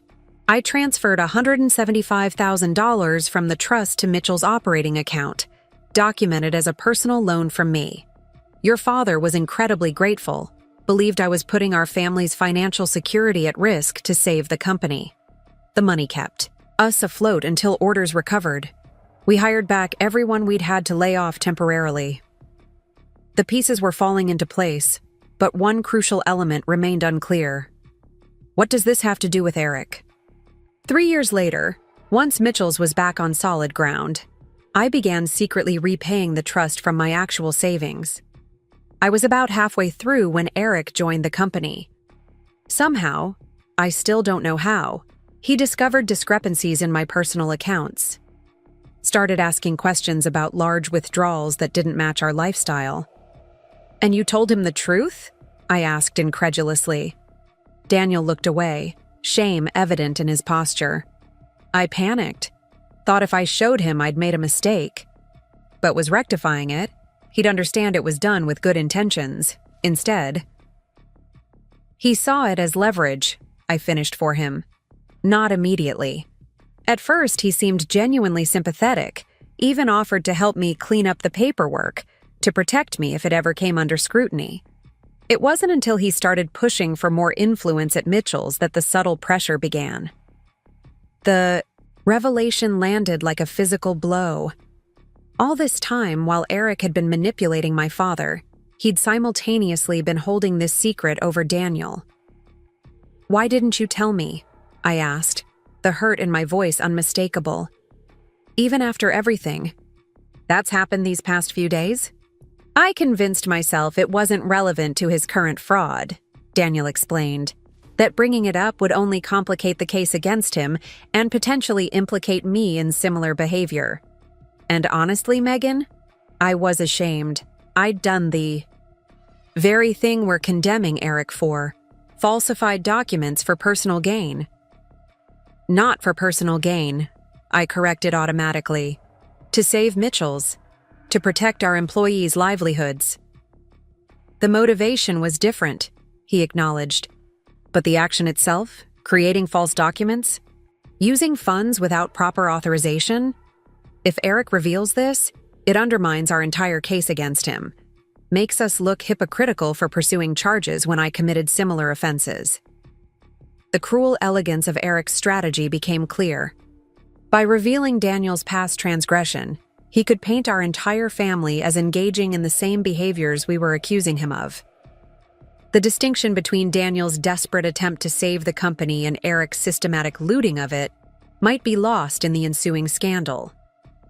"Is the trust fully repaid now?" I asked, focusing on practical matters while processing this revelation. "Almost. I have about $30,000 left to repay. I've been making monthly transfers from my personal account.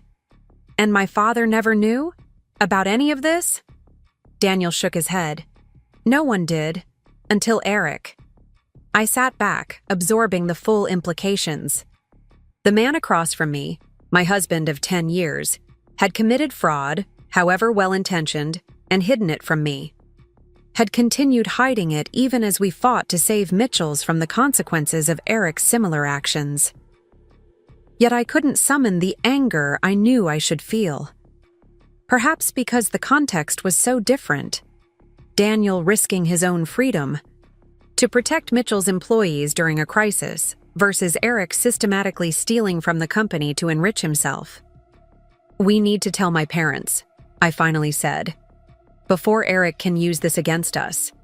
And Detective Chen needs to know as well." Alarm flashed across Daniel's face. "Megan, this could result in criminal charges against me. At minimum, it would require restating years of Mitchell's financial records." "I know, but Eric's leverage only works if this remains hidden. Once we disclose it ourselves, control the narrative, it becomes just another obstacle to overcome rather than a devastating revelation." "Your father will never forgive me," Daniel said quietly. "Not after what just happened with Eric. It will look like both of his sons-in-law betrayed his trust." The fear in his voice was palpable, and not without justification. My father's reaction to discovering Eric's deception had been intense. Learning that Daniel had also falsified documents, regardless of motivation, would be another profound blow. "Dad's not the same person he was a week ago," I reminded him. "This crisis has changed all of us, made us reevaluate what really matters."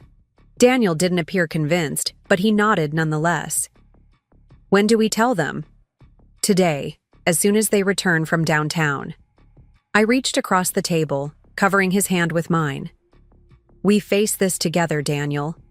Just like everything else." The gesture seemed to strengthen his resolve. Together. We spent the next hour developing a plan for disclosure, first to my parents, then to Detective Chen, finally to the Mitchell's board. Daniel gathered all relevant documentation, creating a timeline that clearly distinguished his actions from Eric's more recent fraud. As we prepared to leave for the showroom, my phone rang. Detective Chen's name appeared on the screen. "Ms. Foster," she began without preamble, "we have a situation developing. Eric Wilson was spotted entering your workshop facility 30 minutes ago." My blood ran cold. "That's impossible. His meeting with Natalie isn't until tonight." "It appears that was misdirection. We have officers en route now, but I wanted to warn you directly. Is anyone currently at the workshop?" "The entire production team," I replied, panic rising. "At least 15 people. What would Eric want there?" "Unknown. But given his increasingly desperate actions, we're considering him potentially dangerous. Please stay away from both the workshop and showroom until we've secured the location." After hanging up, I relayed the information to Daniel, whose expression hardened from concern to determination. "Carlos and the others are there," he said, already moving toward the door. "We can't just wait while Eric does whatever he's planning." "Detective Chen explicitly told us to stay away," I reminded him, even as I grabbed my keys. "Then you should follow her instructions," he replied. "But I'm going. Those people are family, Megan. I'm not letting Eric hurt them too." The simple declaration, "those people are family," struck me forcefully. Despite everything, despite his own precarious position, Daniel's first concern was for the Mitchell's craftspeople. Not his reputation, not the legal implications of his past actions, but the welfare of the people who had built Mitchell's from the ground up alongside my father. "We're both going," I decided. but we stay in the car until the police arrive. No heroics. The drive to the workshop felt interminable, though in reality it took less than 15 minutes. We parked a block away, police protocol from detective shows guiding our decision to maintain distance. Through the workshop's large front windows, we could see normal activity continuing. Craftspeople at their stations, machines operating, no sign of disturbance. "I don't see Eric," Daniel murmured, scanning the visible portion of the facility. "The lumber storage area isn't visible from here," I pointed out, "nor is Dad's office." We sat in tense silence, watching for any sign of police arrival or disturbance. Within 5 minutes stretched to 10, each second amplifying my concern for the people inside who had no idea a fugitive might be among them. "Something's wrong," Daniel finally said. "The police should be here by now." As if summoned by his observation, my phone rang again. Detective Chen's voice was tight with controlled urgency. "There's been a change in the situation," she informed me. "We have confirmation that Eric Wilson is not at your workshop. The individual spotted was using his access card, but has been identified as Jason Keller from Lux Furnishings." "Keller? Why would he have Eric's access card?" "We're investigating that now. It appears Mr. Wilson may have deliberately misled his wife about his return to create confusion. We're recalibrating our search efforts, but I wanted you to know, the workshop is not at risk." Relief flooded through me, followed quickly by renewed concern. If Eric had fed false information to Natalie, knowing she would share it with us and the police, what was his actual plan? After ending the call, I turned to Daniel. "It wasn't Eric. It was Jason Keller from Lux using Eric's access card somehow." Daniel frowned. "That makes no sense. Why would Keller be at our workshop? Lux publicly distanced themselves from any acquisition talks after Eric's fraud came to light." "I don't know, but Detective Chen says they're investigating. The workshop is safe, at least." We were about to leave when Daniel's phone buzzed with a text message. His expression shifted from confusion to alarm as he read it. "It's from Eric," he said, showing me the screen. "He wants to meet. Just me, no police. Says if I don't come alone, he'll release everything he has about the Ashworth Trust to the media immediately." The message included an address in North Portland, an industrial area far from both the workshop and showroom. "It's a trap," I said immediately. "He's trying to separate you from everyone else. Get you alone." "Probably," Daniel agreed. "But what choice do I have?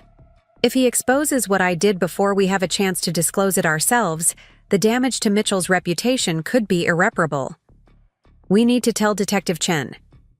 And risk Eric following through on his threat? No." Daniel's resolve was evident in his posture.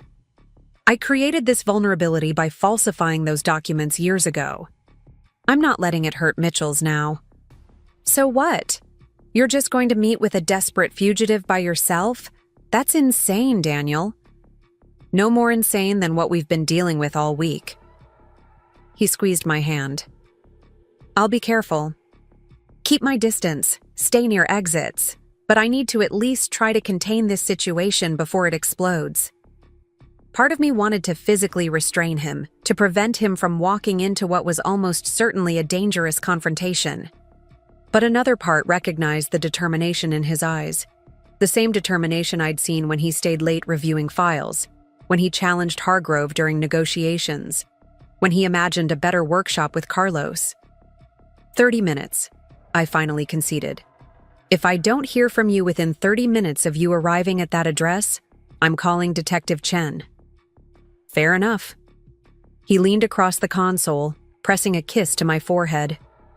"I love you, Megan. Whatever happens next, whatever you decide about the CEO position or our marriage or anything else, I just needed you to know that." Before I could respond, he was out of the car, walking toward his own vehicle parked further down the street. I watched him drive away, fear and frustration warring within me, for about 15 seconds. Then I started the engine and followed him.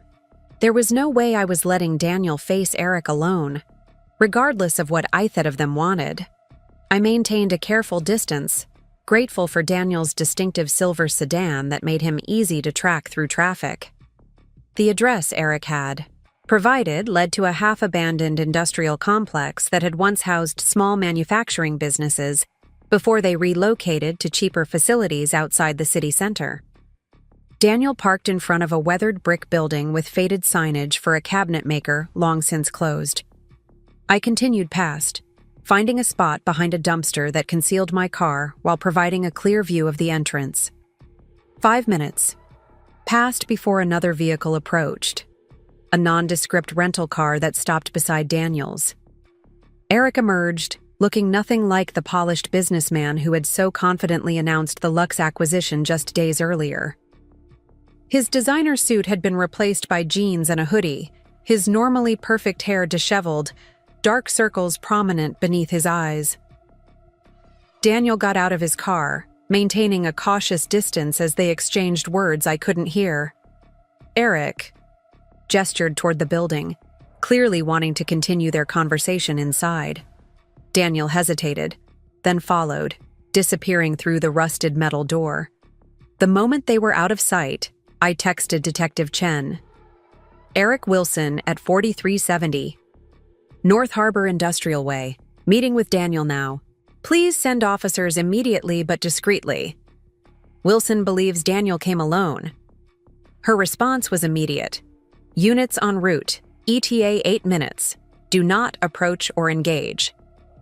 8 minutes felt like an eternity with Daniel alone inside that building, with Eric, whose increasingly desperate actions suggested a man with nothing left to lose.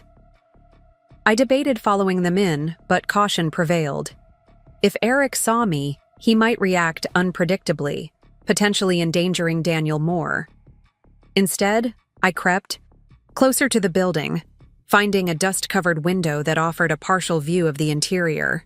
Through the grime, I could make out Daniel and Eric standing in what had once been a manufacturing floor, now empty except for scattered debris and a few abandoned workbenches.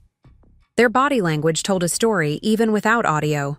Eric animated, gesturing emphatically.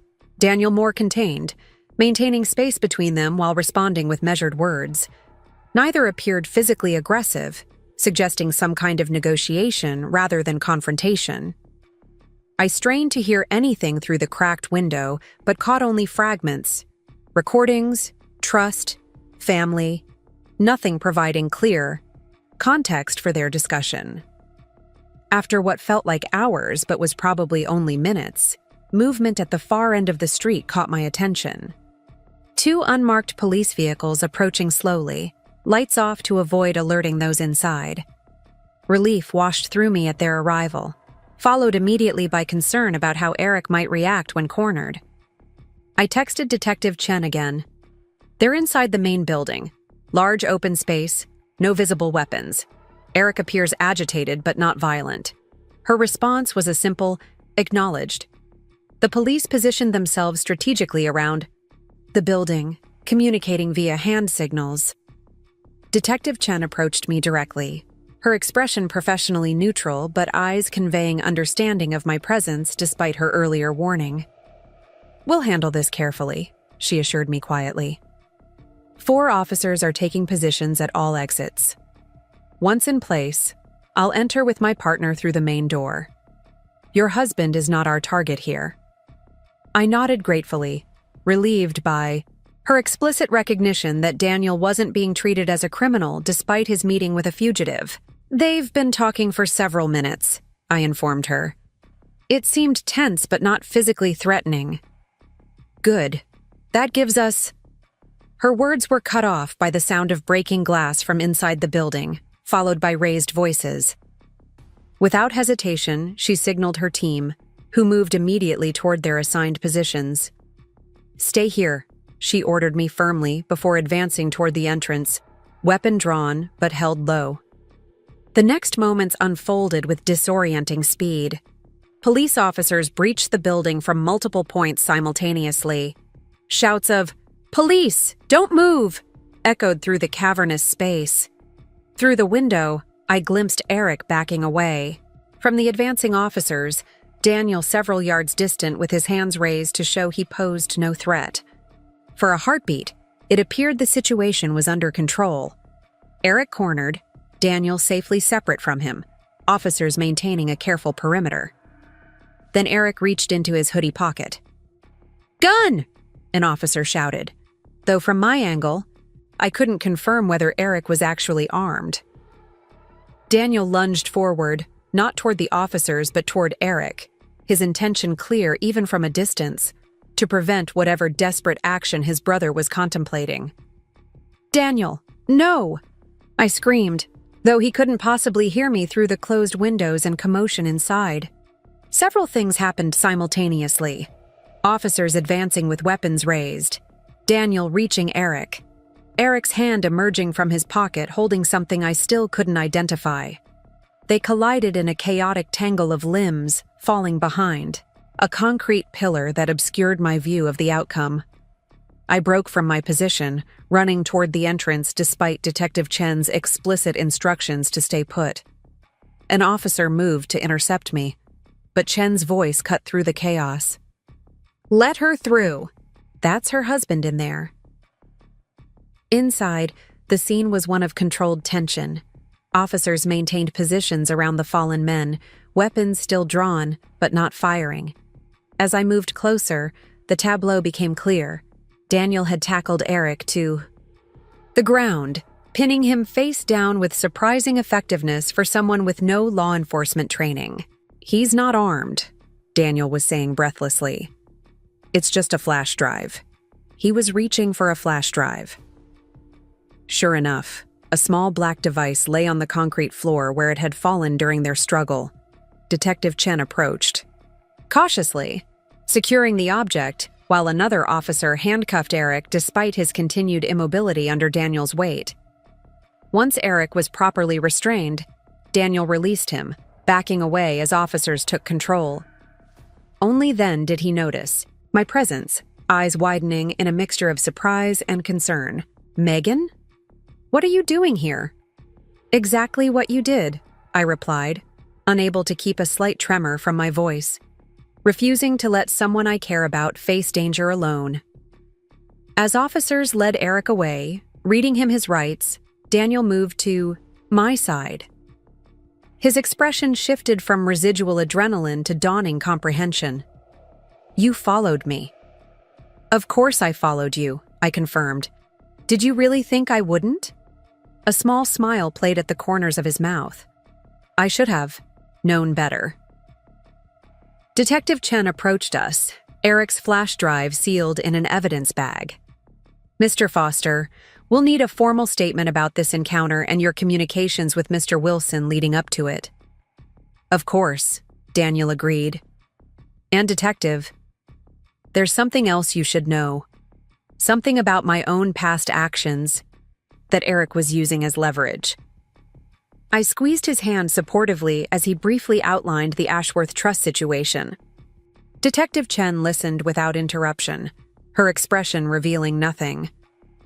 "I recommend consulting with an attorney before making any formal statement about those matters," she advised when he finished. "While your motivation appears substantively different from Mr. Wilson's actions, there are potential legal implications you should understand fully." "I understand," Daniel acknowledged, "but I wanted you to hear it directly from me, not as something discovered during your investigation." She nodded, professional but not unkind. "Transparency is generally the best approach. We'll talk more officially once Mr. Wilson is processed." After she moved away to coordinate with other officers, I turned to Daniel. "That was either the bravest or stupidest thing I've ever seen you do." "Tackling Eric?" "Meeting him alone in the first place." Though the tackling was pretty impressive too. His laugh held equal parts relief and lingering tension. "I played defensive line in high school. Some skills you never completely forget." The humor faded as he looked toward the police car where Eric now sat, head bowed. "He wasn't armed, Megan. He never intended violence. He just wanted to make a deal. the flash drive containing evidence about the Ashworth Trust in exchange for us dropping the charges. Would you have agreed? No, he said without hesitation. I told him I was already planning to disclose everything myself, that his leverage was already evaporating. He ran a hand through his disheveled hair. That's when the police burst in, and he panicked. We watched as Eric's police transport departed, red and blue lights reflecting off wet pavement from a rain shower that had begun while we were inside. The weather felt symbolic somehow, washing away the last visible traces of the crisis that had nearly destroyed Mitchell's. We still need to tell my parents, I reminded him, about the trust. I know. He took my hand, his grip firm and steady. But first, I need to tell you something else. Something I realized when I was facing Eric just now. What's that? That I've spent years being the careful one, the responsible one, the one who valued security over risk. It made me vulnerable to Eric's manipulation because I couldn't imagine anyone deliberately jeopardizing their future the way he did. I waited, sensing he was building to something important. But these past few days, watching you fight for Mitchell's, seeing your absolute clarity about what matters, it's changed something in me. His eyes held mine, more open and vulnerable than I'd seen them in years. I don't want to be just the careful one anymore. I want to be brave enough to stand for something the way you do. The simple declaration touched something deep within me.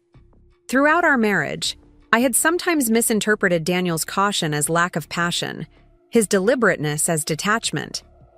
Now I recognized it as simply a different expression of the same core values I held. You already are, I assured him. You stood up to Hargrove. You confessed to Detective Chen knowing it might have serious consequences. You tackled your own brother to protect everyone in that room. With you beside me, he pointed out. That's the difference. When I'm with you, I'm braver than I am. Alone. Rain fell steadily around us as we stood in the empty industrial lot, police technicians still processing the scene inside. Despite the grimness of our surroundings, I felt something shift and settle between us. A new understanding, deeper than before. Eric's betrayal had tested the foundations of our relationship. We should go, I said finally. My parents will be back at the showroom by now, wondering where everyone is. Are you ready for that conversation about the trust? I considered the question seriously. I think we've all seen enough secrets and their consequences this week. It's time for complete honesty, whatever comes after. The drive back to Mitchell's felt like crossing a threshold, leaving behind the desperate chaos of Eric's schemes and moving toward whatever our future held, complicated but cleansed of deception. My parents were indeed waiting at the showroom, along with Vanessa and Henry. Their expressions shifted from concern to relief when we walked in, then to confusion when they noted our disheveled appearance and the police officer who had accompanied us to take formal statements. What happened? My father demanded. We've been trying to reach you for hours. Eric's been arrested, I explained simply. And Daniel and I have something important to tell all of you. Over the next hour, Daniel explained everything about the Ashworth Trust, the desperate circumstances during the recession, his decision to circumvent proper procedures to access the emergency funds, his ongoing efforts to repay the money. He omitted nothing, acknowledged every mistake, and accepted full responsibility for his actions. My father listened in stunned silence, my mother's hand gripping his tightly as the story unfolded. When Daniel finished, the quiet that followed felt charged with unspoken judgment. 8 years, my father finally said, his voice barely above a whisper. For 8 years, you carried this secret. Yes, Daniel acknowledged, and I can only ask for understanding, not forgiveness. I did what I thought necessary to save Mitchell's, but I should have been honest about how it was accomplished. My father stood abruptly, walking to the showroom windows to stare out at the rain-slicked street. The tension in his shoulders betrayed the internal struggle taking place. Dad, I said quietly, moving to stand beside him. Daniel kept this secret because he believed he was protecting Mitchell's. Just like you kept the ownership transfer to Eric secret because you thought it was best for the company. He turned to look at me, surprise evident in his expression. You're defending him? I'm putting his actions in context, I clarified. What Daniel did was wrong procedurally, but right in its intention. To save jobs, to keep Mitchell's alive during the recession. What matters now is not the mistake, but how we move forward from it. My father's gaze shifted to Daniel, assessment clear in his eyes. You were prepared to sacrifice your own freedom by meeting Eric today. Vanessa tells me the potential legal consequences for what you did could include jail time. I know, Daniel replied steadily. I've accepted that possibility. Something shifted in my father's expression, a grudging respect replacing disappointment. That took courage. It took too long, Daniel corrected. I should have come forward years ago. The standoff between them gradually softened, neither fully yielding but both acknowledging the complex humanity in the other's position. My mother, ever practical, broke the impasse. What matters now is how we address this legally and financially, she said firmly. The trust must be properly restored with full documentation of what occurred. Henry nodded. I can work with Vanessa to develop the appropriate disclosures and amendments to past financial statements. It will require board approval and potential reporting to regulatory authorities. But with proper framing as a voluntary disclosure, the consequences can be minimized. And the remaining amount to be repaid? My father asked. About $30,000. Daniel confirmed. My father nodded decisively. Mitchell's will cover it. The company benefited from those funds. The company should complete the repayment. The generosity of the gesture wasn't lost on any of us. It represented, if not forgiveness, at least a path forward that acknowledged shared responsibility. As the meeting concluded and our team dispersed to handle their respective tasks, Henry to begin financial reconciliation, Vanessa to coordinate. With Detective Chen, my parents to speak with the board members, Daniel and I found ourselves alone in the showroom. Outside, the rain had finally stopped, late afternoon sunlight breaking through clouds to illuminate puddles on the sidewalk. That went better than I expected, Daniel admitted, watching the play of light through the windows. Dad sees himself in you more than he realizes, I observed. The determination to protect Mitchell's at any cost. The weight of responsibility. I paused, considering. Maybe that's why he was so vulnerable to Eric's manipulation too. Eric presented himself as sharing that same drive. The difference being Eric's only real commitment was to himself. Daniel turned to face me fully. I've been thinking about your father's offer, about you becoming CEO. So have I acknowledged. You should accept, he said firmly. Not because of recent events or your father's guilt or anything else, but because you're the heart of Mitchell's, Megan. You always have been. You understand that it's not just a furniture company. It's a repository of values, of craftsmanship, of doing things the right way even when it's harder. His assessment touched me deeply, articulating what I'd always felt but rarely heard, acknowledged so directly. What about you? I asked. If I become CEO, where does that leave us? Professionally, I mean? Wherever you want it to, he replied. If having me at Mitchell's complicates things for you, I'll step away. Find something else. But if you think I can still contribute, still help build the future we've been imagining these past few days, the expanded workshop, the training academy, then I'd like to stay. The absence of ego in his offer, the willingness to prioritize Mitchell's well-being and my professional authority over his own position, confirmed what I'd been coming to understand. Throughout this crisis, Daniel's mistakes had been real, but so was his commitment to making things right. I want you there, I said decisively. Mitchell's needs your financial expertise now more than ever. But more importantly, I need your perspective. Your caution balances my impulses. Your thoroughness catches what I might miss in my enthusiasm." Relief and gratitude flickered across his face. "Partners, then?" "Partners," I confirmed, "in every sense." The moment was interrupted by Carlos entering the showroom, excitement evident in his rapid stride. "Megan, Daniel, you have to see this," he exclaimed, gesturing for us to follow him to the workshop. There, gathered around a workbench, stood the entire production team. On the bench lay what appeared to be a scale model of the expanded workshop, facility Daniel and Carlos had designed just that morning. "They've been working on it all day," Carlos explained proudly. "A surprise, to show support for the new direction." The model was extraordinarily detailed. Miniature workstations arranged precisely according to the plans, tiny tools carefully positioned, even diminutive lumber stacks in the storage area. It represented hours of collective effort by people who had every reason to focus solely on their regular tasks given the tumult of recent days. "This is..." I struggled to find words adequate to express my emotion.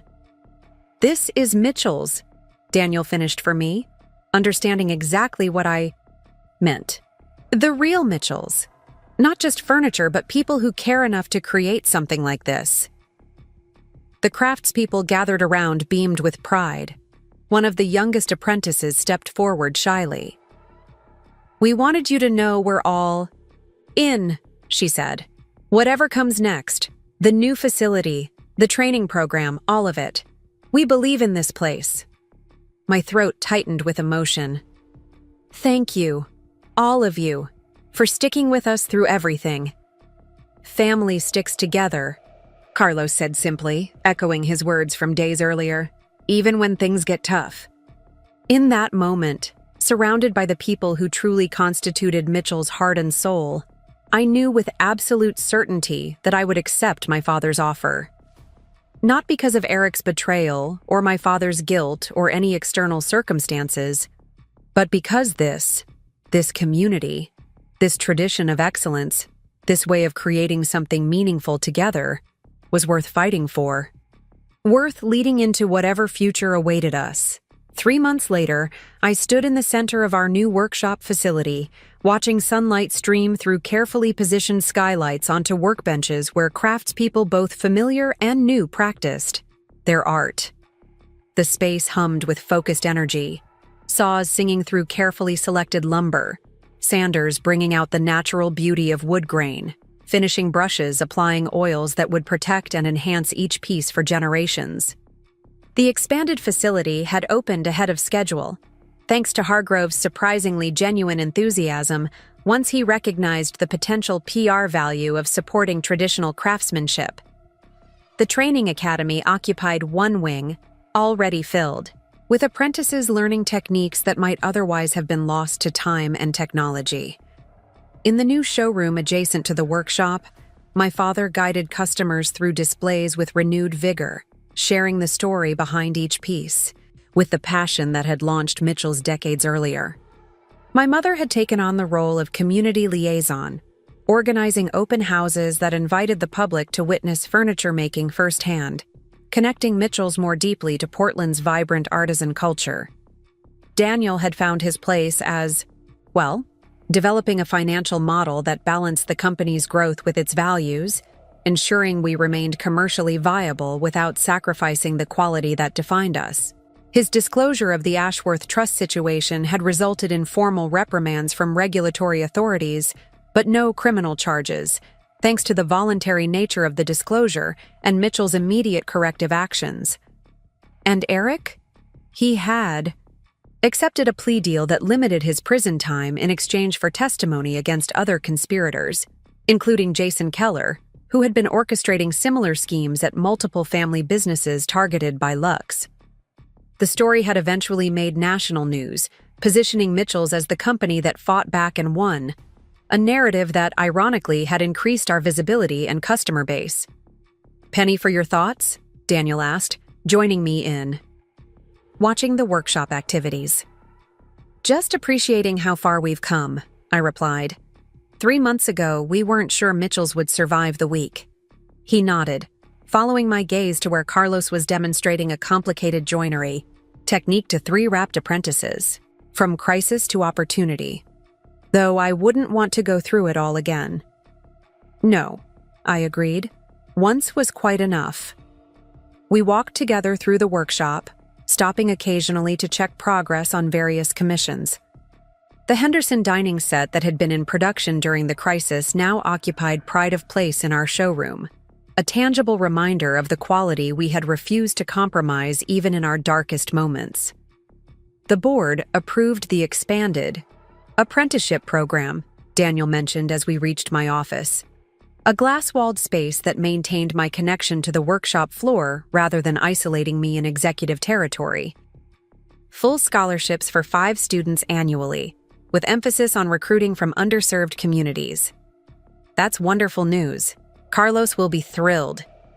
We settled into the comfortable seating area I'd created for informal meetings, the antithesis of the formal conference room where Eric had once announced his plans to sell Mitchell's to Lux. There's something else, Daniel continued, his expression shifting to one of cautious optimism. Natalie called from Switzerland this morning. I hadn't spoken to Eric's ex-wife since her crucial warning call months earlier. How is she? Better? Apparently. She started a small interior design consultancy, focusing on sustainable furnishings. He hesitated. She asked if Mitchell's would consider being one of her suppliers. The request surprised me. After everything that happened? I think that's exactly why she's asking. A way to make something positive from the wreckage Eric left behind. Daniel watched me carefully, clearly uncertain of my reaction. I told her I'd discuss it with you. I considered the proposition thoughtfully. Natalie had been a victim of Eric's deceptions too, albeit in different ways than Mitchell's. Her call warning us of Eric's return had been a crucial turning point, potentially preventing worse outcomes. Tell her we'd be open to discussing it, I decided. Not as a favor to her or because of the past, but because it could be a legitimate business opportunity if her design philosophy aligns with our values, Daniel smiled, visibly relieved. That's exactly what I hoped you'd say. Our conversation was interrupted by a knock at the open door. My father stood there, a rare expression of nervousness on his face. Am I interrupting? He asked. Not at all, I assured him. We were just finishing up the apprenticeship program details. Daniel stood. I should check in with Henry about the quarterly projections anyway. Robert, always good to see you. As he left, I noticed the subtle shift in their interaction. Still somewhat formal, but without the tension that had characterized their early interactions after Daniel's disclosure about the Ashworth Trust. Time and shared purpose were gradually healing those wounds. My father took the seat Daniel had vacated, looking around the office with evident approval. You've made this space your own. It felt important to put my stamp on it, I acknowledged. New leadership, new era for Mitchell's. Speaking of which, he reached into his jacket, removing a small velvet box. I have something for you. A tradition I should have continued much earlier. He opened the box to reveal an antique pocket watch, gold case gleaming softly in the afternoon light. This belonged to your grandfather, he explained. He carried it every day at the workshop, used it to time finishing processes, to know when lumber had dried properly, to pace his work. When I took over as CEO, he presented it to me as a symbol of Mitchell's values: precision, patience, the importance of respecting time's role in creating something of lasting worth. He extended the box toward me, eyes bright with emotion. It should have been yours years ago, Megan. I was just too blind to see who was truly carrying forward those values all along. I accepted the watch carefully, feeling its solid weight in my palm.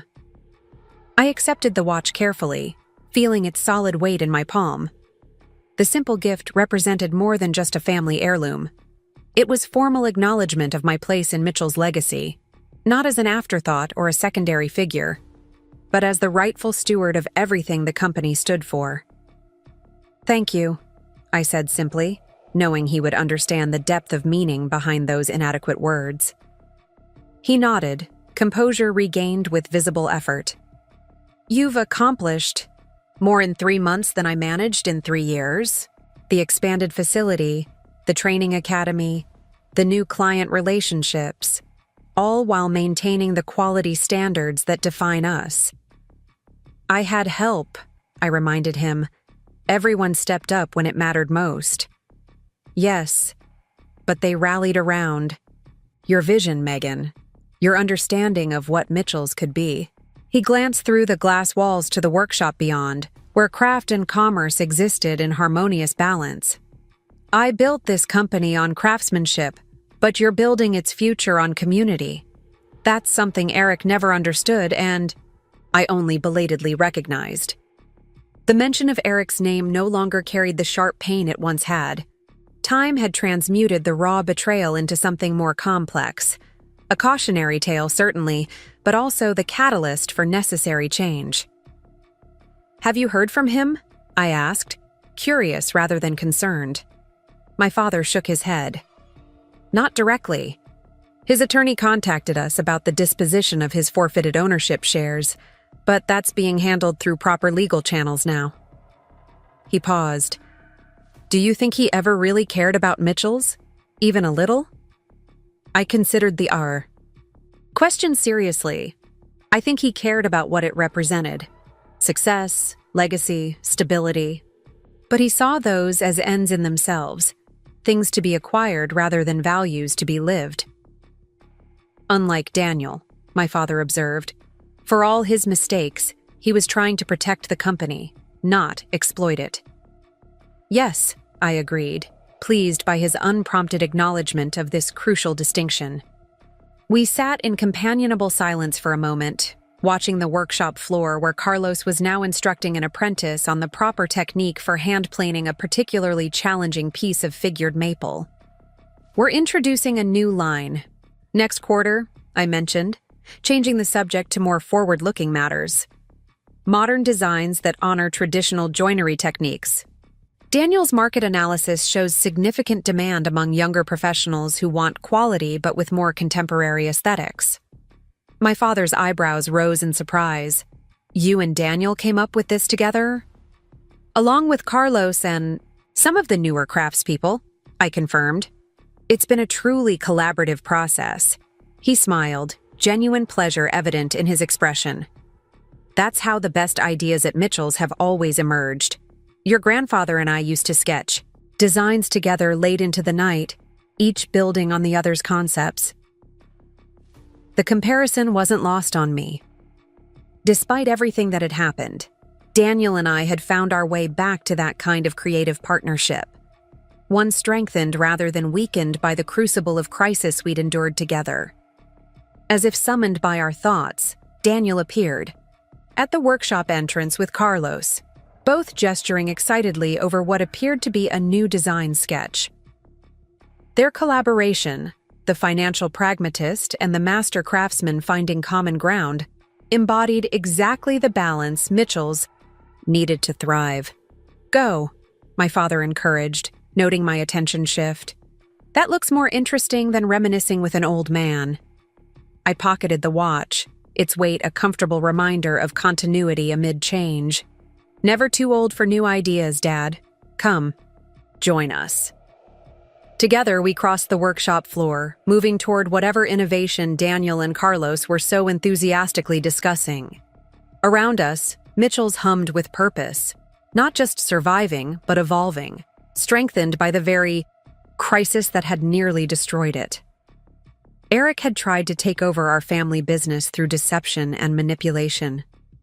In the process, he had inadvertently forced us to confront uncomfortable truths, to rebuild on stronger foundations, to recognize who and what truly mattered. The contract my husband had signed without reading had indeed shocked everyone. But the ultimate shock had been how resilient Mitchell's proved to be when its true values were threatened. As I joined the animated discussion about the new design concept, grandfather's watch secure in my pocket and family, both blood and chosen, surrounding me, I knew with certainty.